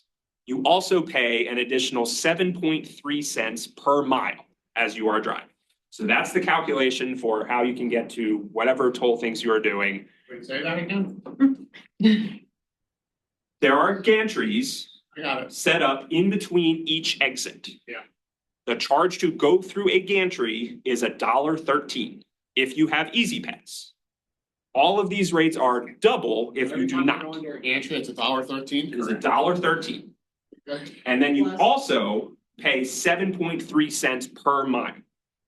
So they can calculate how far you are getting off at each of these exits. That's the calculation. Well, wait, how do they know? Those are different. How do they know? The spacing between the gantries. Yeah, I understand that, but once you get, so you go through the gantries, but when you get off of an exit, right now, there's nothing to calculate. You don't go through the next gantry. The gantry will charge you $1.13 plus 7.3 cents per mile times however many miles it was from the previous gantry. You are only charged, I apologize if I explained that poorly. You are only charged at the gantry itself. Yeah. They charge $1.13 at every gantry, no matter how many miles it is between each of them. But then if there's 4 miles between this one, they add 29 cents. If there's 8 miles between this one, they add 56. Is there a gantry between each exit? There is a gantry installed between each exit east of Reading. Not done everywhere yet. They officially launched this east of Reading and on the entire northeast extension in 2025. They are installing the rest of the gantries this year and hope to have statewide activation in 2027. Do they make more money with this gantry system now that they do not have personnel? Is there a financial benefit? I would ultimately defer to the Turnpike to answer that kind of question. They have all kinds of budget stuff. They would probably say we're plowing more money back into reconstruction efforts and items like that. I don't know the details specifically of their personnel labor costs. So you go through the gantry and then you get off at Fort Washington. I know I'm stuck on this. But how do they know you got off? I guess there's a certain amount of time that they anticipate. You don't go to the through. next. You don't go to the next Ultimately one. tracks you and. Wait, what? Sorry, say that again? The system tracks you, and if you don't go through the next gantry, Right. at some point, yes, it's gonna give you time. The Turnpike has a very nice explainer on their website, which I probably should have screenshotted and put on this instead of pretty pictures. When you look at your toll statement, it now says, it doesn't list, I got on at Valley Forge and I got off at Ben Sale. Not by It accident. lists a toll gantry point, and that charge is $1.51 or $1.79 or $1.84 or whatever it might be. It's $1.13 plus a mileage charge from the previous gantry. I don't think there's any charge moment happening at the exit. You get on. Not at the exit. It's You at get the on mid-county, Yeah. nothing happens. You go through the first gantry, get $1.13. You go through the next gantry, $1.13 plus 7 cents per whatever, and then you get off at Fort Washington, and that's it. So you're not paying for the There's last no- gantry and. No exit. entrance, exit, no charge happening. Look, Take a look at your statement. If you have any questions, feel free to let me know. I'll just go on the website. How do they do it without Easy Pass? Are they sending a, So they have cameras for toll by your license plate. okay, And is that Twice like, as much. they send a monthly or every time you go use the Turnpike? How does that work? Do you know? I honestly don't know because I've had an Easy Pass for 20 years now. So I think they send it out in the mail. It is, I think the statistic right now is something like 85% of their customers are currently using Easy Pass. Yes. So they are trying to get you to use that, which is why the discount is 50% from the toll by plate process. And if you hold your horn down really hard, because in the gantry, does it like scramble the signal? So I think you should try it next time you go and see what happens. I'm gonna guess the answer is no. Okay. Above all, though, this is what was needed for us to get the Lafayette Street interchange in the first place. Because as you saw with the diagram, we didn't have space for a full Turnpike interchange. Open road tolling is now in, therefore we can move ahead with this project.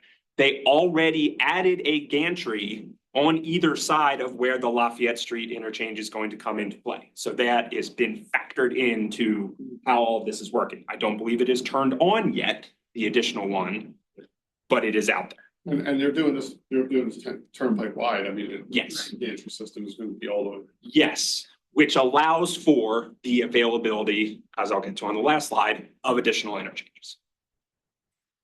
The second one, flex lane usage. So everybody complains about traffic everywhere, and everybody wants to solve congestion issues with the Turnpike everywhere they can. The last overall widening study by the Turnpike was done back in the 2000s. So this was pre-Great Financial Crisis, changing of how overall traffic patterns and vehicle use was working. Back then, they thought they needed a 10-lane cross section between Norristown and Bensalem. They clearly haven't gone ahead with trying to widen by an additional 2 lanes on each side of the direction between them. They have told us in meetings that they are looking to reopen that study this year and see if that is still probably the appropriate route. I'm going to say it probably isn't. You may know that there are other highways throughout the Philadelphia region that are currently being studied for shoulder flex lane usage during peak rush hour periods. I-76 is looking to do this most famously between the Turnpike itself and 476, as well as an additional piece outside of Philadelphia. The Blue Route is looking for some pieces of this in Delaware County.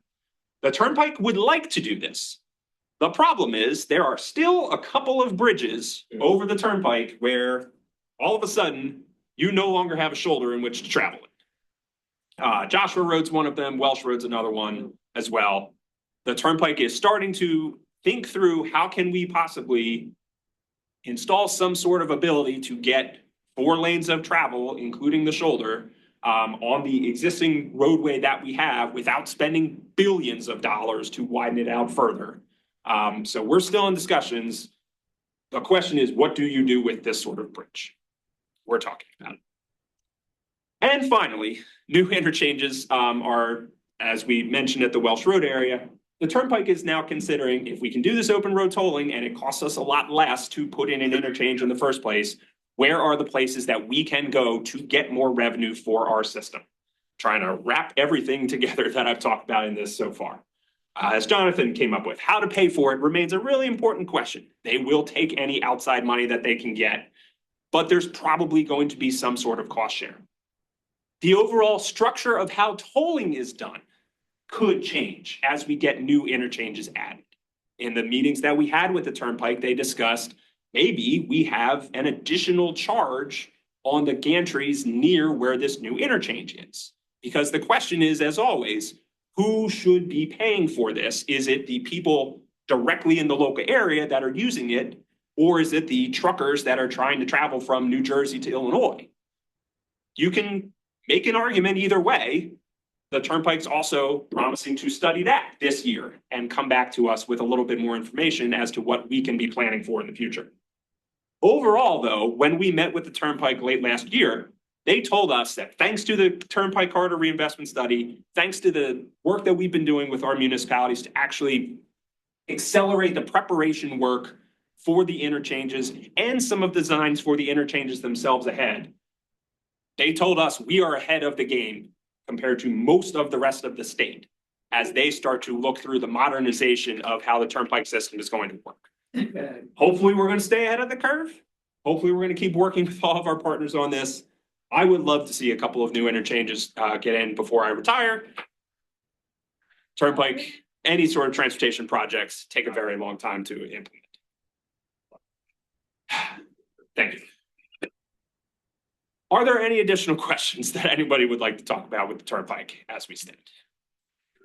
So I don't think people understand that the Turnpike is not owned by, I mean, that it's not absolutely state It's not running it. government related. They do not understand that it's a private entity at all. And I don't know what that means really, but I never think of it myself till you remind me.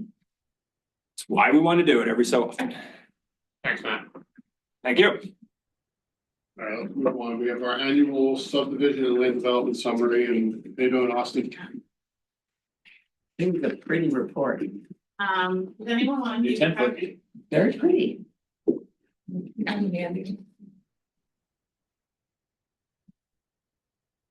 Thank you. You're welcome. Very nice. How about that new branding? Huh? Yeah, it looks good. So getting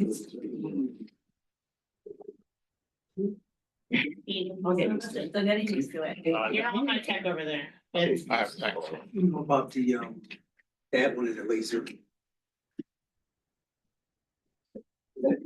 Got it. I did the same thing. Well, one is the power, this is PowerPoint. That's the laser one. You done already. Okay, cool. Good morning, everyone. I'm Austin Mosby. For anyone who might not know me, I think you all know me. County Planner 2 here at Montgomery County Planning Commission. I'm going to be, I know we're a little behind, so I'm going to try to make up for some lost time. I'm going to be talking about our 2025 annual summary report. This is a report of our submissions that we received from municipalities in relation to Act 247. Now, what is Act 247? For anyone who doesn't touch it every day, this is a refresher of what Act 247 is. Pennsylvania Act 247 of 1968 is our guiding legislation. Guides what we do, it guides planning in Pennsylvania, and it has certain requirements of our municipalities in relation to subdivision and land development ordinances and zoning map amendments. All of our municipalities already have zoning ordinances, zoning maps, and subdivision and land development ordinances in place. But when they want to make amendments to those, Act 247 requires that they send the proposal to us to have the opportunity to review and comment. Same goes for proposed subdivision and land development within their borders. Act 247 requires that the county have the opportunity to review and make comments on those proposals. This report is going to cover proposed subdivision and land development and proposed zoning ordinance amendments and zoning map amendments. This report doesn't include the subdivision and land development ordinance amendments that we received. So I divided up the presentation into 4 parts. First, I'll talk about the total submissions. Then we'll move on to a breakdown, an analysis of the residential development proposed, non-residential development proposed, and the zoning amendments that were proposed across the county. As I go through the presentation and as we analyze these submissions, keep a careful ear out for the metrics of how we measure these things. You're going to hear me talk about the number of submissions, the acreage of the proposed development, be measuring the size, the land area of the developments that were proposed, the number of units as proposed residential development, and square footage as it pertains to non-residential development. So that'll be in flux throughout the presentation. So keep a careful ear out to those metrics. And one last reminder, this whole presentation is about proposals, what land developments and subdivisions were proposed, what zoning ordinance and zoning map amendments were proposed. It is not a reference for what was actually built or what was actually passed. So with that said, let's jump into it. Total submissions. This section covers the total number that we received counting only the proposed subdivision and land developments and the proposed zoning and zoning map amendments. Total 363 submissions from 58 of our municipalities. 130 of those were proposed new subdivision and land developments. So by new meaning, they weren't a resubmission. We hadn't seen it before. They were brand new in 2025. Total submissions, looking at the past 10 years, you see we're on a downward trend. Overall, the total number and the number of new submissions has been in gradual decline each year. The new submissions tied with, in 2025, tied for 2023 for a 10-year low. Can anyone guess which municipality had the most submissions for subdivision and land development? Lower Marion. Lower Marion Township led the county with 28, followed by Lower Salford and Horsham. Very good, you guys are paying attention. Acreage of submissions. Now we're talking about the acreage. 2025, we had a total of 753 acres proposed when you count the land area covered in the proposals. And that's been falling over the past 10 years, but we are on the increase from 2024. Non-residential versus residential. Again, things are declining. The residential shown consistently residential is a larger proportion than non-residential. In 2025, it was 3 times the non-residential, a substantial increase, but still overall a downward trend for both.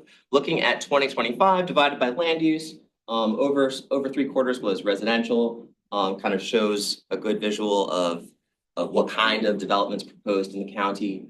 Followed by the next smallest was commercial, industrial, and institutional and office. Very small proportion. Looking at the proposed acreage, Horsham Township led the county, 133 acres proposed. And residential. So now we'll be talking about the number of units, single family attached, multifamily, and then age restricted proposals. Once again, the proposed residential units for the past 10 years, you're looking back. We are on the downward trend, but still an increase from 2024. Uses by type, multifamily consistently is the largest of the housing unit types proposed, type of housing proposed. In 2024 to 2025, the single family detached and single family attached is rebounding, growing in proportion. Age restricted, this is just a good visual of the small percentage of overall proposals that is age restricted. But as the overall proposals for residential rises, age restricted tends to reflect that as well. Which municipality had the most proposed residential? Upper Providence, followed by Cheltenham and Upper Frederick. And looking at the reason for this trend across the county, these are the largest residential proposals received by number of units. Number 1 was in Upper Providence, HREG Collegeville. That's just a site plan visual of, so you know what the largest one in the county looked like, and the location spread of the others. 472 units was the biggest. Now, section 3, we're in the home stretch here. Non-residential, this section covers commercial, industrial, institutional, and office developments proposed. For 2025, this is significant.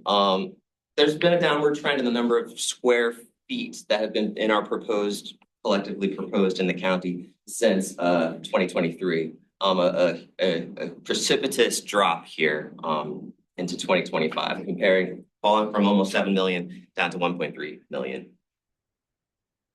This is a breakdown of 2025's non-residential developments proposed by land use. It's pretty much evenly spread, more or less. Commercial was the largest, about just over 1/3 of them were commercial proposals. But I want to highlight that office, even though it has the least number of square feet, the square footage of the pie, explosive growth between 2024 and 2025, over 750%. So office really took an enormous leap into 2025. Is that based on one project? That is a good question. I don't know the answer to that. And do you have any thoughts on why office exploded that? It was at nearly zero. Right. To answer, the enclave at Melrose, 500,000 square feet, although that's office and institutional. Right. But it must be a significant portion of office, because when you look at the other developments on what will likely be the next slide in the report, which names the developments, there isn't anything else that's significant, so. When you look at just the numbers alone, it's the smallest number. It's almost like it just brought it back up with the rest. Yeah, So it's really, 250,000 square feet of office in these times is a lot of office. Well, that's why I was asking. It dominates non-residential and residential.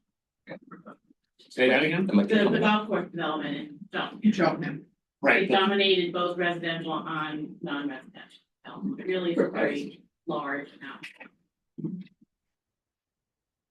To answer your question, yes, one fell. Right. um, And the drop from 6 million down to the 1.4 million, 23. I have a little, the next slide, I'll talk a little bit more about what happened in 2023. Actually, this one here, looking at 2023's non-residential units by type. In 2023 is an anomaly for the industrials, the square footage that really threw it off. In Limerick Township, the Publicker tract proposed was just one proposal, had about 2 million square feet proposed of industrial. And there was also a second development proposed in Limerick in 2023 that also was between 1 and 2 million square feet that really pushed that number out of proportion with the rest. But this is another look at the downward trend of non-residential by types proposed. Are they data centers that push that up? They were warehouses. The same site could. Public or Could be a proposed for data. Yeah, it should be a data center. Yeah. And this is just a tiny little visual of what the Publicker tract looked like. It was just two gigantic warehouses that I don't think were built. No, They were not. We're probably gonna see a new plan. Which municipality had the most proposed square footage? That would be Cheltenham Township. There's the spread across the county, and the 10 largest proposals by square footage. Number one, Enclave at Melrose was mentioned. It looks like this. It is a mixed use development that is proposed in Cheltenham Township. It also was on the list for having among the most residential units proposed because of the mixed use. So it's a lot, very substantial. And last section. Nobody's questioning about why Marlboro has, Number two? number two. There are two warehouses right outside of Green Lane that everybody's going, what? Yeah, big. We really got a traffic light. Do they have a traffic light? Maybe they'll get a traffic light. Well, but that's the question where the entrance and that Yeah. is.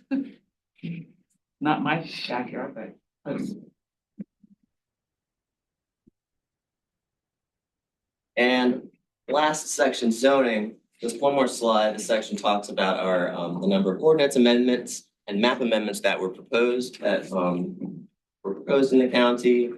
Another one on a downward trend. A total of 102 zoning ordinances came to us in 2025. Map amendments declined from their peak in 2016. So yeah, decline from in both the number of text amendments and the map amendments. And a summary here of our 247 submissions in 2025. The acreage is down. We had 753 acres. This is a 26% increase from 2024, but still overall downward trend. Residential units, 2,388 were proposed, rebounding from a steep downward trend. Looking back, we're 5,100 in 2021, so you can compare that. Non-residential square footage that was proposed, 1.37 million square feet, steep decline, 10-year low. Compare that to the almost 7 million in 2023. And the zoning amendments proposed, also a downward trend. And you just saw that. Now, as a reminder, I included our disclaimer that comes on all of our letters back to our municipalities that after we review these, that our comments are advisory only. And the final decision, the final determination is made by the governing body in each municipality. And that wraps up the annual summary. One question. Yeah. We keep having more people come in to live in Montgomery County and we're building fewer houses. Not for you to answer, but it's something that we should have a flashing light on. Do we ever follow up on, I know these are, you kept talking about proposed, do we ever follow up on which of these projects actually get implemented? You talked about the public. I know we talked about that. How that's getting redesigned, so that's something that even though we're putting it in as a figure, that it's not something that actually got built as of yet and may not get built and maybe it reimagines something else. Can we have a sense of like, you know, although we do these reviews, how many of these things get done? We do the full construction reports, as you know, and that's really the tracking of what actually gets built. But you're also So we tracking say it in like 5 years, recent. say everything proposed in 2024, how much was built? No, we don't tie it back to that. Okay. We've kind of got to extrapolate that between the two reports in some way. Yeah, I always justify this, it's quicker information Yeah. and it's really direct and easier for us to, we don't do the board assessment and all that to figure out. But it reflects market interest, so that's kind of the angle that. I got it. There were, But, you know, as long as in any of these subdivisions and or land development projects, it's, you know, the time frame from time to start getting 247 reviews to the time that you get actual approvals can be so long that the market could change, economy could change, some of these projects get shelved or reimagined in some way, shape, or form. Bob, do that numerous times, so.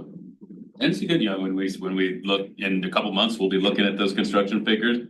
And if we see it, it's pretty strong, but the trend is, you know, it's not decimating, but it's not going up either. So, you know, that if it's strong this year, we might be looking at decreased numbers next year.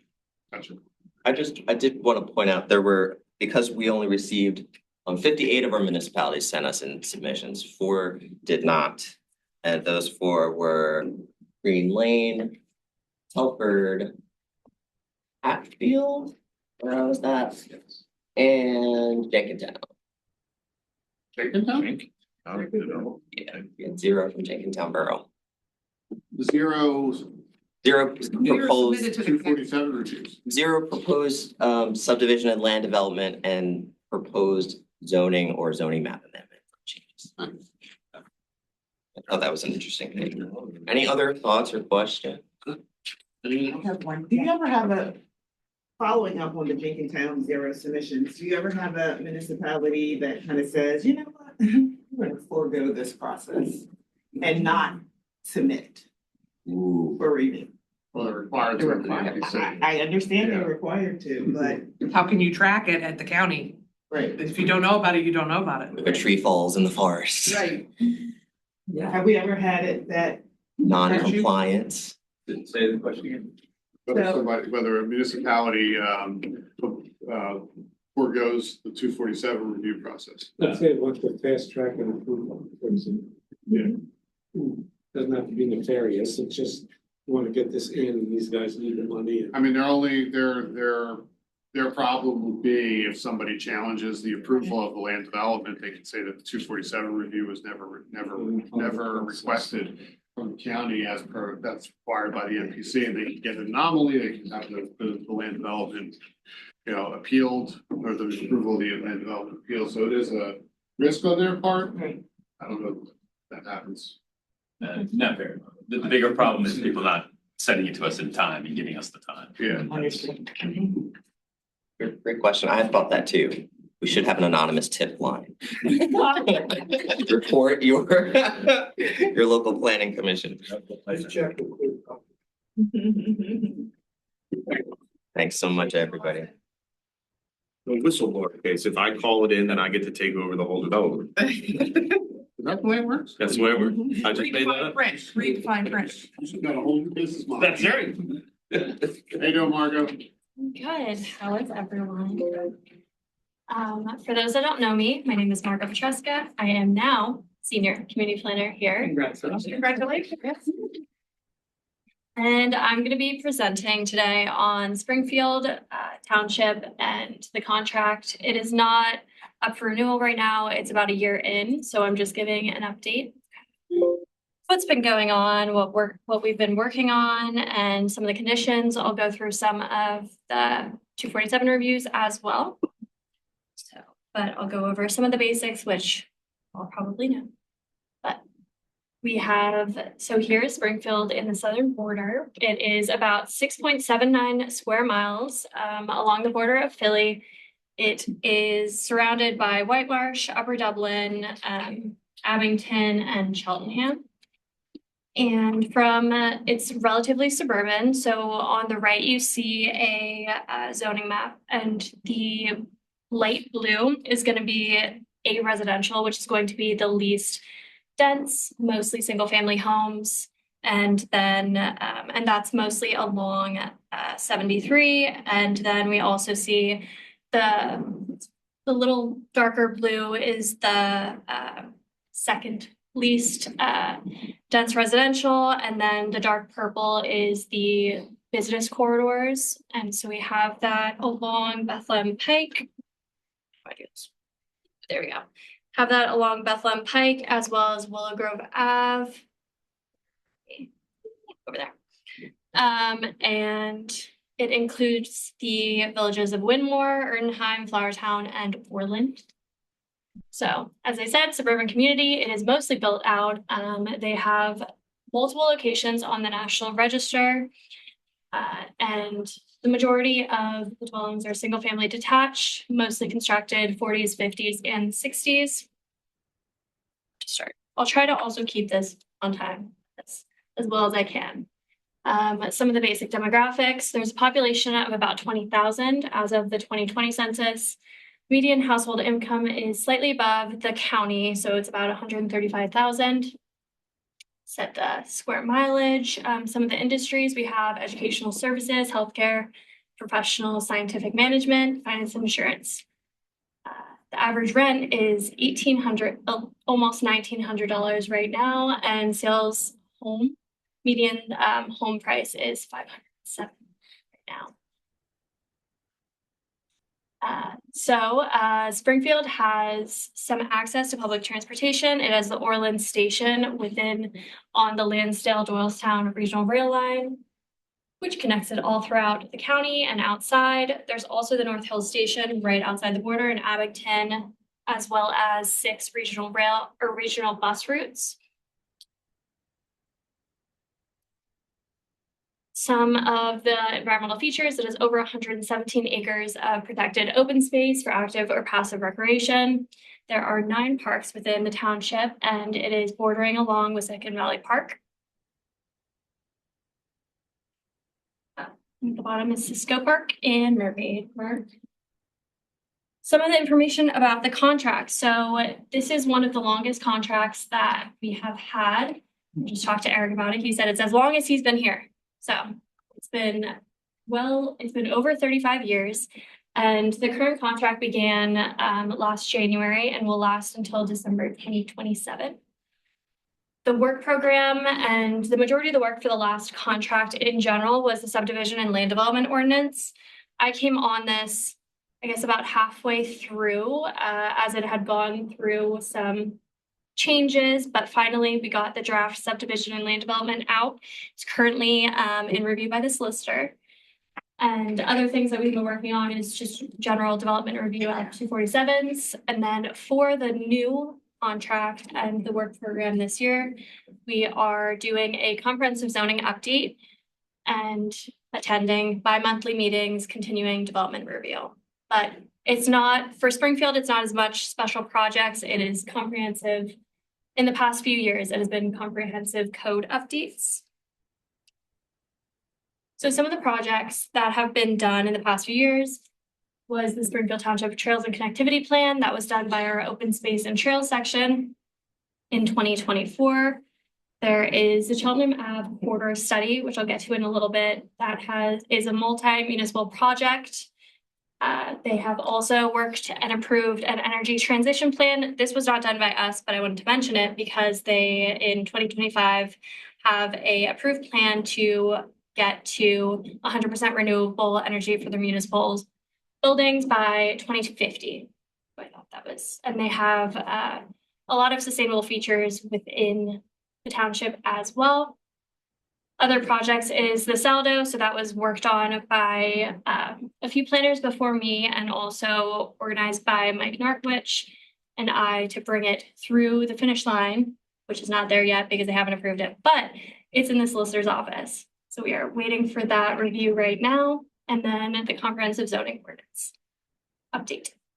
So the Cheltenham Avenue corridor study, this is not my project. Mike Narkowicz has taken the lead in this. It is a multi-municipal project to see potential improvements along Cheltenham Avenue.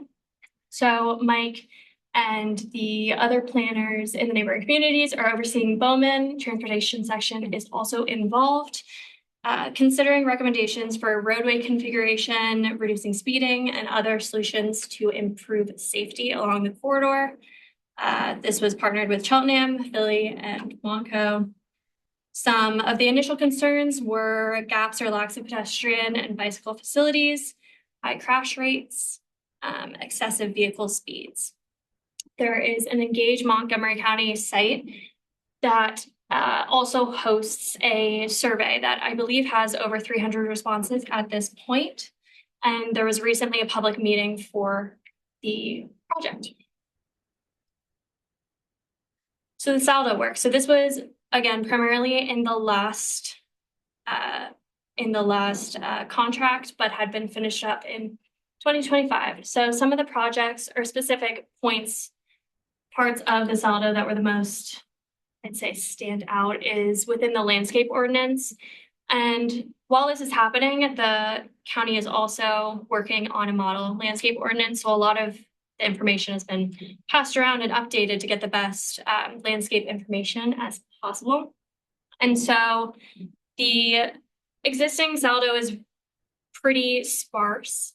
And so we put in some tree preservation, natural features protection, things like topsoil protection as well, tree replacement requirements and credits, parking lot landscaping using a strategy of canopy coverage to ensure to reduce heat island effect and ensure it's not just the number of plantings, but it's the amount of canopy to create an attractive and also beneficial system for stormwater, things like that, and reducing some impervious.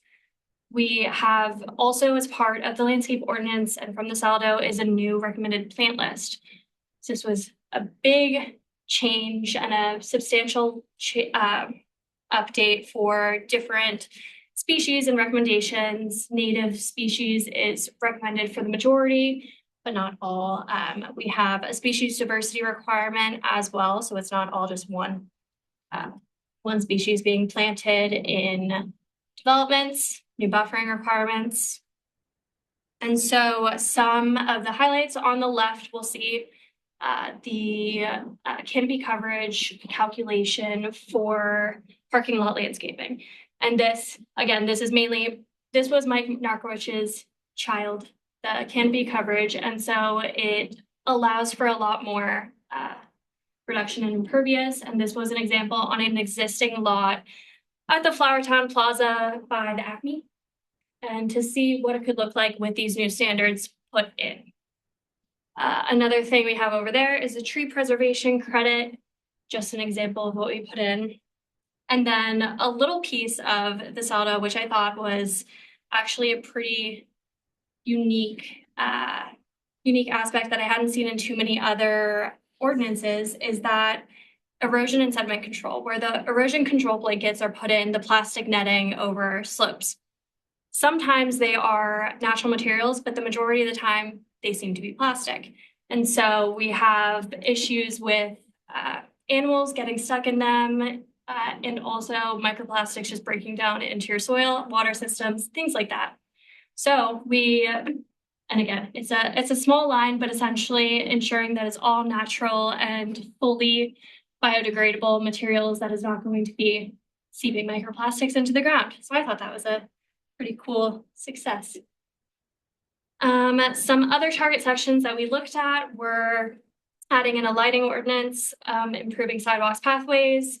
Now there's a historic resource report, so when somebody is submitting a development in, there's an option to check off if it's a historic property, have a little sheet to go through it as well, and put it on their resource list. We put in some design standards for electric vehicle charging stations. So there wasn't any requirements for amount of stations that need to be put in, but as it was nice because I did work on the EV ordinance for the county. And so we put in design standards, things to ensure safety and proper application. So we have that in right now. Some language for bicycle infrastructure, things like that. Some of the development reviews. So there hasn't been a crazy amount. Springfield wasn't listed on the last presentation as being one of the highest, but some of the recent ones was a week ago, we had a mixed use development come in, and it is, it was 21 condo units on the second floor, and the first floor was commercial. 5,000 square feet are split between commercial and retail. And this was along East Willow Grove Avenue there, and it was approved. Or by the Planning Commission, it was recommended for approval. And this was something that had come in with previous plans, completely different, coming in with townhouses, didn't get a great reception from the public. They came back after having more conversations, and this had generally good comments. So there's substantial buffering, replacement trees, and agreements to do that. We'll move forward with county comments and Springfield Planning Commission comments. Yeah, it was initially slightly different mixed use and apartments, but it's not anymore. It's condos and retail. Another thing, I'll try to go through this quick. This is mostly in Cheltenham. This is a development, Fox Lane Homes. And so this is 43 townhomes in Cheltenham, but there's one detached single family home in Springfield. So right over here in Springfield, we have a single family home. So it had to go through land development there as well. Part of the historic Fountain Hill, Lava Rock area and the estate. And so one part of it is that the Gresham Trail right now is up here. So here's the development, here's the Gresham Trail. This is Chloe's work, or Chloe's work with trails. She's not in here, but basically she had set up some meetings so that we would be in coordination to talk about this when it came over to Springfield, but recommended for the developer to continue the Gresham Trail connection through the development and through Springfield. And so the majority of the trail connection would be through Springfield. And as of now, the developer seemed to agree, and the recommendation for approval was contingent on the trail connection, whether that be through the sidewalk network that was going to be there. But that was a nice little trail connection that hopefully happens. This is relatively small, just passed through. Mount St. Joseph Academy had an improvement of a gymnasium and some arts wing, courtyard. There was some landscaping requirements that they needed to do. Not too many comments on that one. And then lastly, what we're working on right now is the comprehensive zoning update. And so this is, I like to call it the bouncing ball ordinance right now. And so it will say everything that's allowed in the A district, everything that's allowed in the B, everything that's allowed in the D, and then you have to go back and back and back to try to find what's actually allowed without providing any of the information there. So the majority of this is reorganizing and ensuring more of a user-friendly code, and also switching completely to use-based zoning rather than having this bouncing ball that is just a nightmare. But So looking at use-based zoning, so we've been adding a lot more uses and looking at different housing types, consolidating zoning districts, having new flexible design standards to ensure it's consistent with what they want their future housing and future land use to look like. And also with the inclusion of the new saldo, we want to make sure it's consistent, new definitions, new standards, things like that. Take a look at parking requirements. With the solar ordinance, that's been something that we have talked about and sent to their EAC as well, to include some solar language into zoning ordinance. It's something that Springfield already is putting in solar panels, so it would be good to put in. Taking a look at requirements for impervious coverage, square footage of residence districts. Yeah, okay. Went through it a little bit fast, but if anyone has any questions. Any questions for Margaux? Two quick ones. The Carson's Valley property, is that a focus point for the township? Any ideas what's going on? I don't really know what's going on, and that's not been something that we've been able to discuss. I know the schoolhouse, I believe the schoolhouse was up for sale, separate from the other parcels, but it has not been, it seems there's a lot of things going on with it that I am not aware of and has not been talked about at the planning commission. And then kind of in a similar vein, Yeah. Springfield is the weirdest shaped township to me because of that panhandle that goes almost down to Mequon. The area between like Northwestern, Germantown and Ridge, that whole triangle, a lot of which is in Springfield, is that like ever brought up or is there anything going on over there? I don't even know the condition of that land over in that area. There hasn't been any particular focus as of now on just all the way down here. Yeah, no, there hasn't been really any because it's mostly like residential at this point along the Wissahickon. And so there hasn't been too much anything going on that I'm aware of or conversations, but I'm sure they could. Thanks. Thank you very much. You said that your slide, we went through their tree replacement ordinance, is that? Yeah. Yeah. So I had a question on that. Does their tree replacement ordinance count invasive species that may be taken down? That if you take down invasive, you have to replace it. We ran into this in Yeah. Cheltenham, where they want you to eliminate invasive species. Yeah. What's that? The ash trees. Well, no, that's just not invasive. There is the There are requirement. invasive species, but they advocate for removing them but Count them as replacements. but then they want to count them as replacements.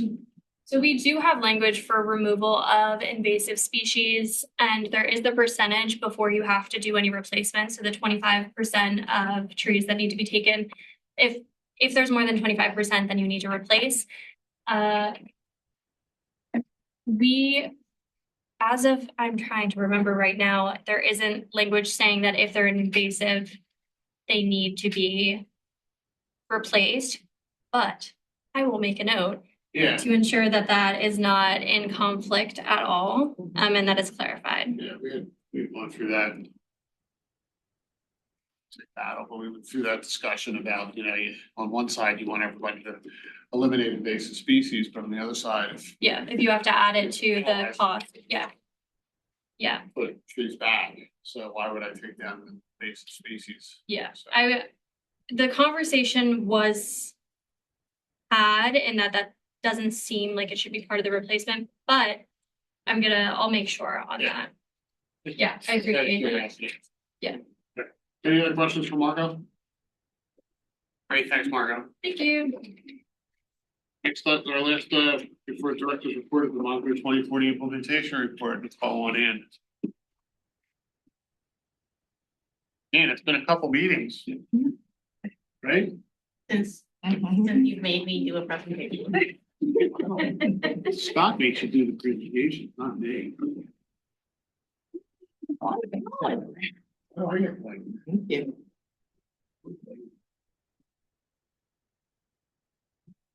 For me, right?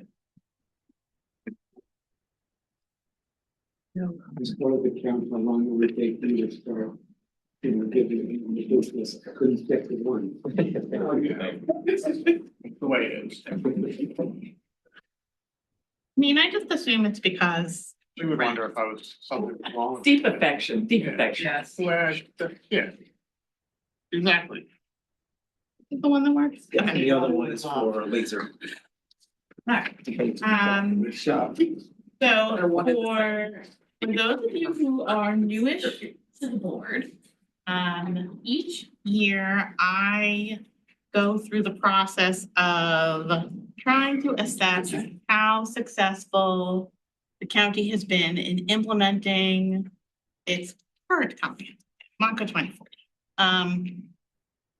And I mean, perhaps this project is soon to be behind me with the anticipated adoption of Montco 2050, but I reach out to other county departments and ask them about the highlights of what they've done in that prior year and what they anticipate working on in the coming year, and then match them up with the 3 themes of Montco 2040. And the truth is that we do. I mean, I think that you all are aware of the things that the Planning Commission does, or at least sort of aware. But the other county departments do a lot of really interesting work as well, which I learn about in going through their annual summaries too. So it's an interesting process to take a closer look at how the county works to elevate its businesses and residents and organizations. So I know I don't have a lot of time, but I'm gonna just go through the 3 themes and how we have worked to implement the plan over the last year. So the first theme is connected communities. People want to be connected part of their own communities, but also beyond their municipal borders to be connected to a bigger, broader community.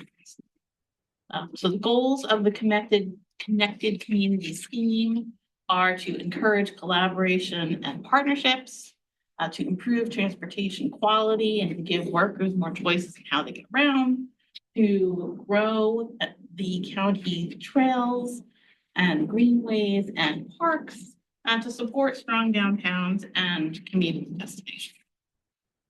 In 2025, we had a lot of new, I think 31 new implementation grant projects have submissions to our grant program, and we awarded funds to 17 of them. The county broke ground on an emergency behavioral health center in King Prussia. We've all seen the changes at the Justice Center across the street that edges closer to completion, with the renovations at the historic courthouse to follow. And we have been working diligently, but the Planning Commission, on the Erie Street Prison RFEI process with some potential projects to consider there. Health and Human Services does a ton of work that falls into this category. Pages and pages of it in this document. It's really fascinating. The Office of Public Health completed a community health assessment plan previously, and they're following that up now with a community health improvement plan, figuring out how the county can help people live healthier lives here.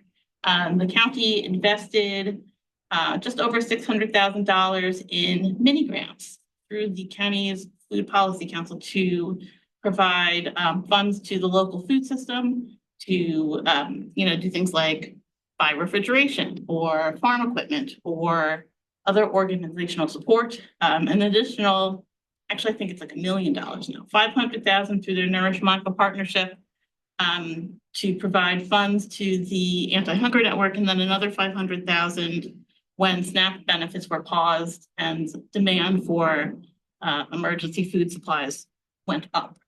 County also continues to distribute naloxone and trains people in how to administer naloxone, and distributed an additional monies through the opioid settlement funds to 39 organizations. I've been reading, whether it's fake news or not, about like somebody in Montgomery County, there was a treasurer and they thought he was, putting money in the bank, but really he was going to Disney World and this place and that place. What are your fail safes for the $610,000 in mini grants or the 500 for the food council? I mean, what, not you specifically, I'm just saying, what do we have in place to make sure that somebody's not taking $200,000 and going out and buying a Porsche? Just to reference, that news item you're referring to was not a county government, it was a nonprofit. I'm just, yeah. Just to be clear. Right. I don't know if we have that answer.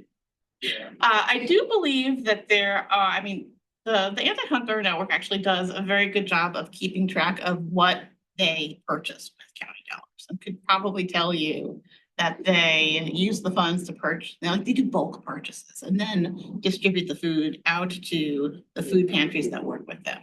I think they're actually distributing Food, like, so they'll buy giving money. a very large amount of eggs or chicken or something like that, and then use that ability to purchase in bulk to get things at a lower cost. And our ISP office, formerly the recovery office, really does a lot of that, especially with the ARPA grants and like monitoring and reporting. Audits. Yes, yeah.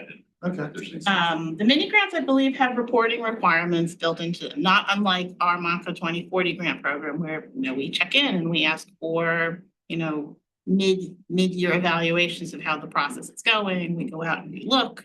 I assume that these food security system mini grants will have a similar process. Okay, thank you. What model Porsche you bought? What model Porsche you bought?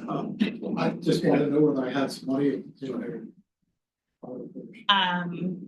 You heard a little bit about Ridge Pike today, so I'm gonna cruise right past that. Our county roads and bridges department continues to use $5 vehicle registration fees to keep working on reconstructing and repairing our county bridges. 2 of those were completed 2025. We were granted $10 million in IIJA funds to put toward the replacement of Pottstown's Washington Street Bridge. The trail construction and open space planning efforts are obviously centered in this office, so you have heard about all of that over the last year. You've heard about Montco Forever Green and trail construction improvements. Also heard about the Trail Junction Center and the ongoing work at Camp Laughing Waters. This 1 mile of trail that's been built is the beginning of bigger things. There will be more trails there. The Girl Scouts will continue to use the site. And this will be a great way to tie in this property into the larger county trail network.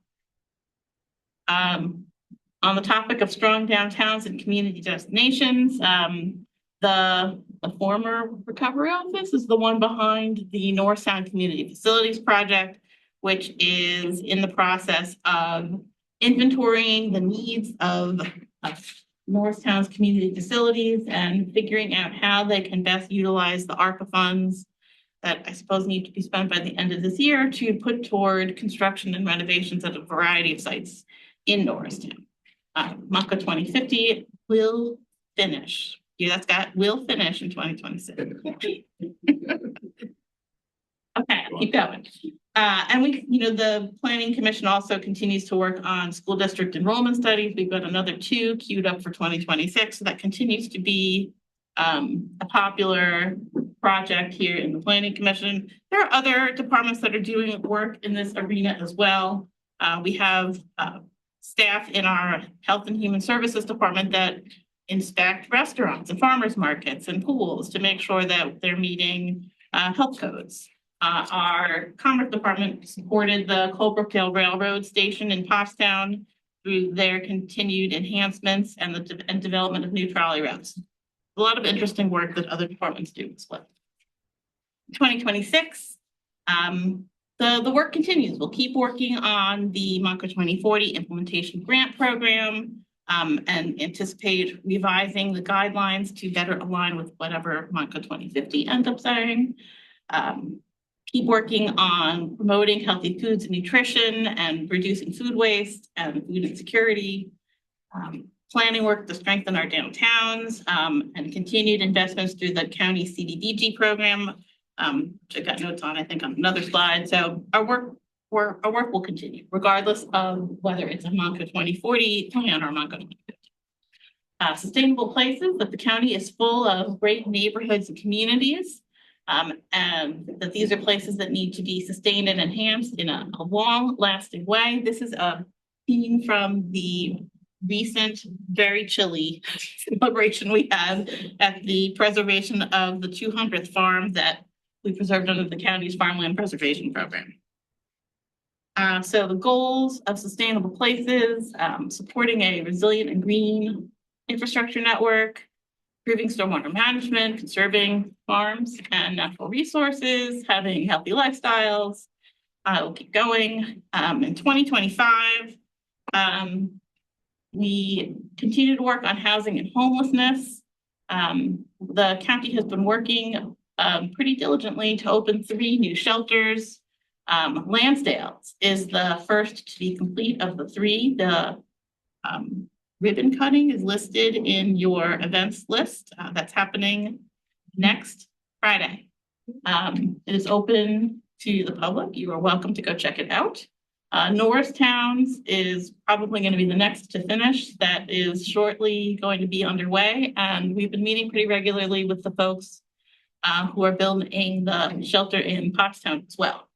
There are affordable housing developments that are being built or have recently completed. Montgomery House 3, just up the road from here, finished up, and the groundbreaking for Ardmore House 2, which is an expansion of an existing community, had a groundbreaking last year, and I think is meant to be complete by the end of 2026.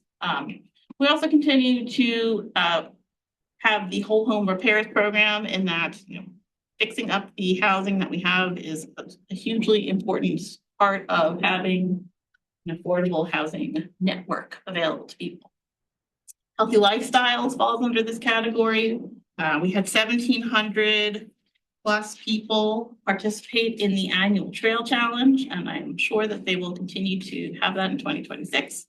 We supported the food as medicine pilot, which is an opportunity for 75 people to get healthy foods as part of a prescription program, to get training on how to cook and on culinary education and the food as well. And there's a lot of other things that the Health and Human Services Department does with children to promote health, their mental health. So this vape buyback program was just an example, but we do a lot of work to ensure that people are able to stay healthy. Enhancing community character. There, like I mentioned, the CDBG program uses funds, or grants funds rather, to communities for a whole host of programs, sidewalk improvements and improved accessibility, better sewer and stormwater management capacity, repaving roads, all sorts of things that make communities stronger. Our Department of Public Safety has an interesting project that they're partnering with the Parks, Trails, and Historic Sites Division to have mile markers along our trail system to make sure that emergency services providers know where you're located when something terrible happens to you on the county trail system. Falling off your bike, what have you. So that's been something that's been in the works for a long time. Nothing terrible will happen to us. Only other. In 2026, we'll keep on doing this work. I didn't even mention the house. Oh, I did have it on the slide. On a different slide. In 26, we will continue our work to have household hazardous waste collection events, for a permanent collection facility. I'm saying that for you, Veronica, saw you were online. Continuing our trail challenge. It's hugely popular, and it really brings people out to explore new spots that they haven't been to. Supporting our farmers through the ongoing preservation work that we do, and educational and networking events that we hold. Supporting the county's housing needs, and continuing county park improvements. There are lots of those that are underway. Vibrant economy is last. A strong economy is really important for the county. We have a big year coming up in 2026 with a region that will be in the spotlight for the, oh gosh, I wrote it down and I don't remember the semi-sesqui. That. People stop using that everywhere, I've noticed. Yeah. I have not heard that. It's the 250th birthday. I think that it really, we have an opportunity to be in the spotlight, and I think that we're doing a lot of work to show that to people. So vibrant economy goals, improving transportation access to businesses, that's a big one. Encouraging development and transformative investment where we already have the infrastructure to support it.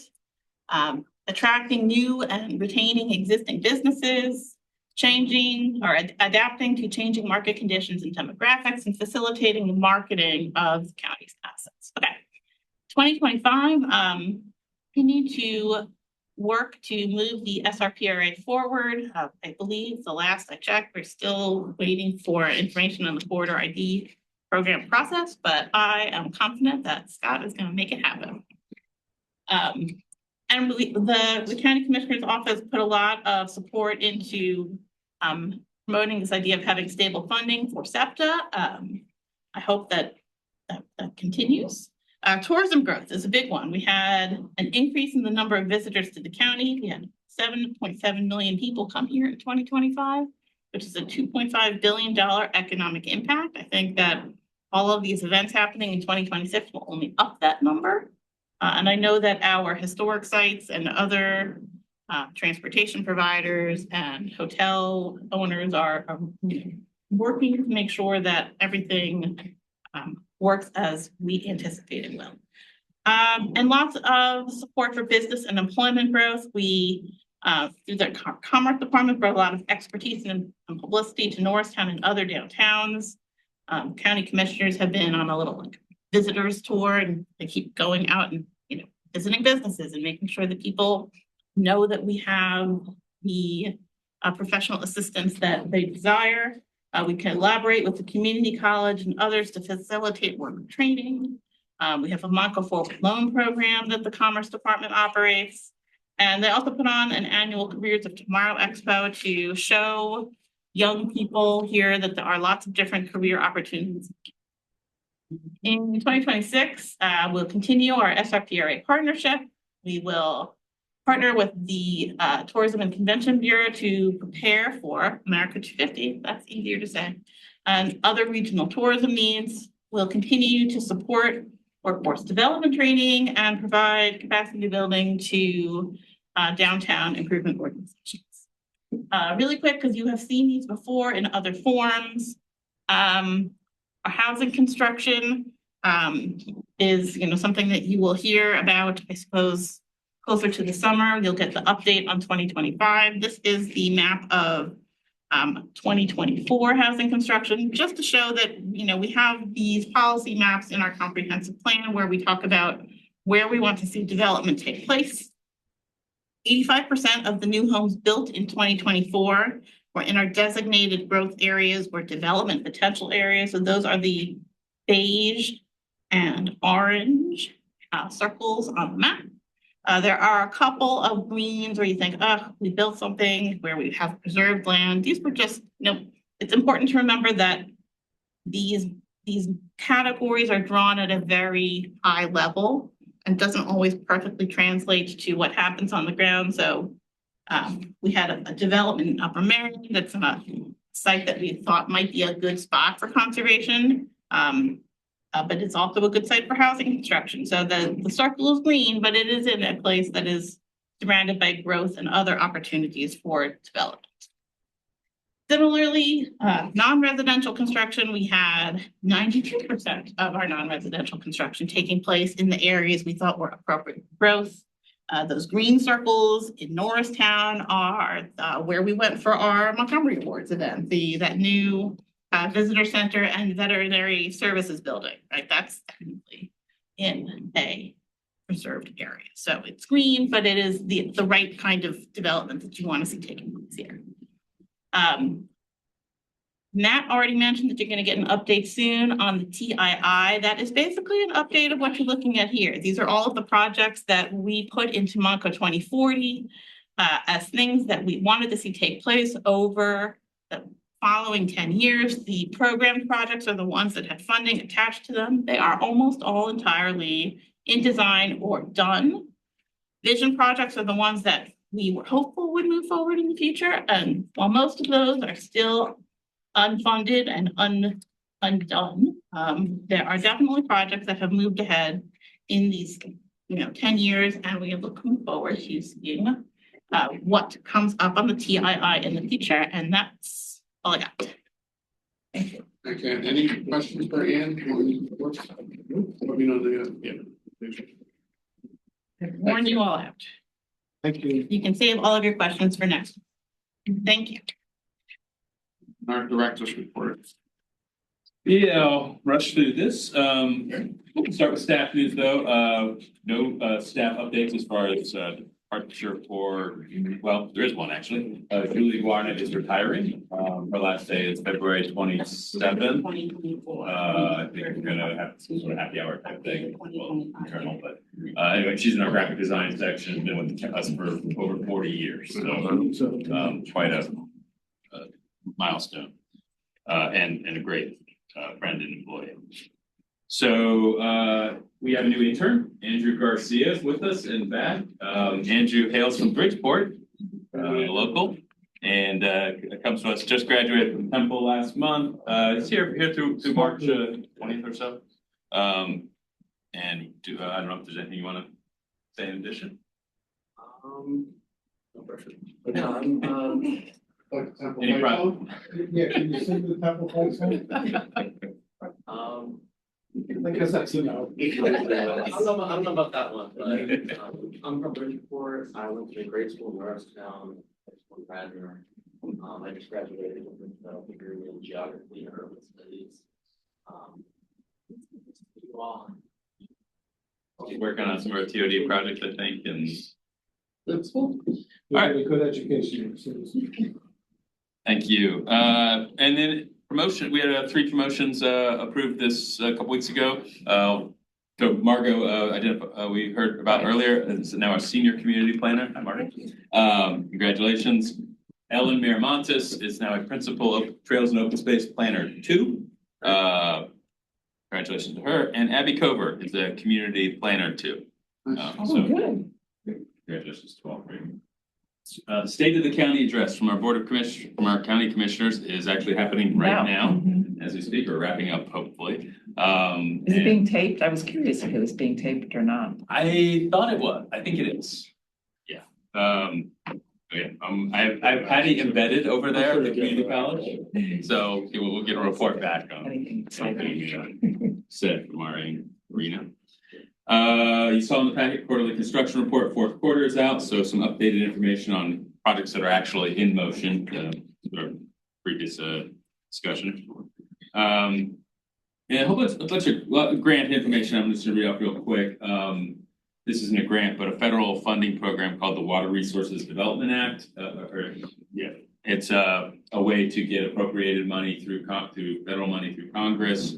We're putting in 2 requests for funding for the Norristown Dam hydroelectrification project, as well as a sub-grant program for stormwater projects. We've talked about the Perkiomen flood study, the county-wide flood study, as well as what's happening in Wissahickon. All of those projects have projects identified. So this would be an opportunity to get a significant amount of money to help implement some of those projects. Erie Street Prison, we just applied for a $4 million grant from the EPA for brownfield remediation. That's basically a cleanup grant, but a lot of money there would help that project as that moves forward.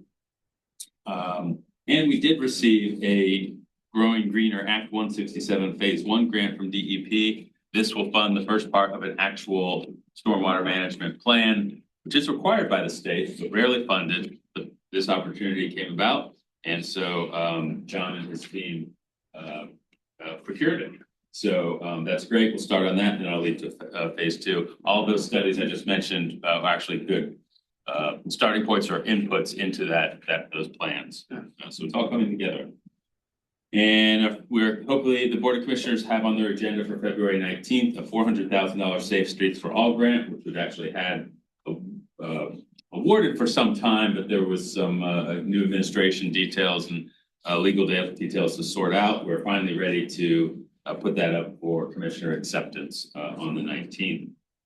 That we look at all the county roads and come up with a safety improvement plan that we implemented across them all.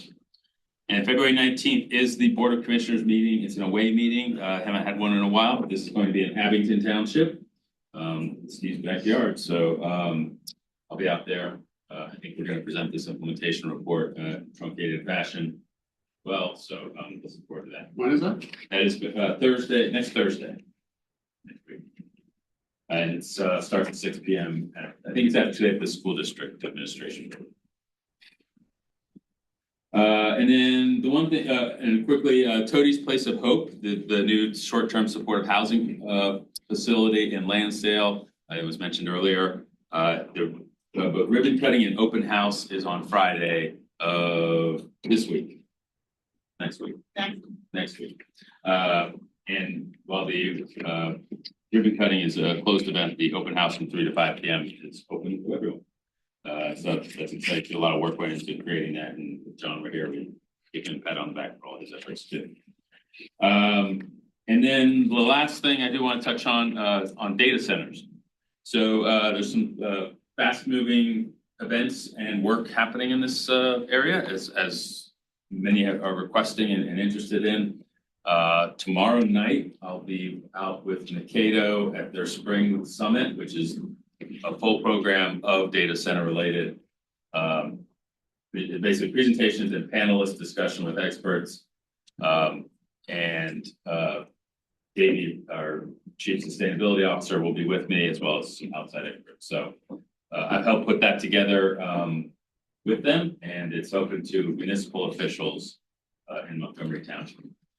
And then on March 10th, there will be a larger event open to both Chester and Montgomery counties. Also registration only through municipal officials and staff, possibly consultants, but it will also be streamed to reach a greater audience. That will be on the Chester County side at their technical high school. And that is a half-day program, morning 8:30 to 12:30, with a number of panelist sessions and whatnot. So also targeted for March 10th is the release of our guidance, which will have ordinance language as well. We're seriously working on getting that done, but if March 10th, I won't promise it soon before then, but I'm promising March 10th it'll be done. And many people are looking forward to that, utilizing that in that. So keeping very busy.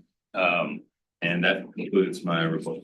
And if we go to a font any smaller than this, that's a lot of work. Yeah. I mean, that's a lot of work. Can I, Scott and Steve, could I add like one thing on just for the good of the order and maybe for you? So the governor's budget presentation that was last week, I participated in like a little pre-session that was around housing, because that's my background and somewhat my focus. And they talked in there about a couple of things I thought might be of interest to you guys. One was around, he's proposing $1 billion for infrastructure and housing. It's pretty muddy what exactly it's going to be used for, but more to come. They're appointing a new assistant secretary of housing within DCED. And then probably of most note to you is they talked about analyzing, potentially editing, making changes to the MPC. And so there's another little pre-session this afternoon at 4:30 on the housing action plan that I'm participating in. And I expect that's going to be released like tomorrow or Friday. So that may have more around the MPC, but considering the importance of that document, I thought I'd mention it to you. Changes to the MPC to streamline housing approvals? To streamline approvals and maybe try to deal with zoning. Most of it, I would imagine, around housing. That would have to be a legislative passage. So I just received an email informing that the governor's housing action plan will be released tomorrow morning at 11:30 a.m. I was gonna mention that email. Yeah, watching On many fronts, yep. there's actually an event Ann will be at on Friday with one of the authors of that plan is, I think, a guest. Oh, I'll be there. County Commissioner. Oh, you'll be there. So, and I'll be at McKinney. Yeah, I don't know when I'm gonna read that report and be ready. Anyway. Good to hear though. We've been waiting. A lot to do, like you said. That's not, Yeah. that will be adjourned. Thanks, everyone.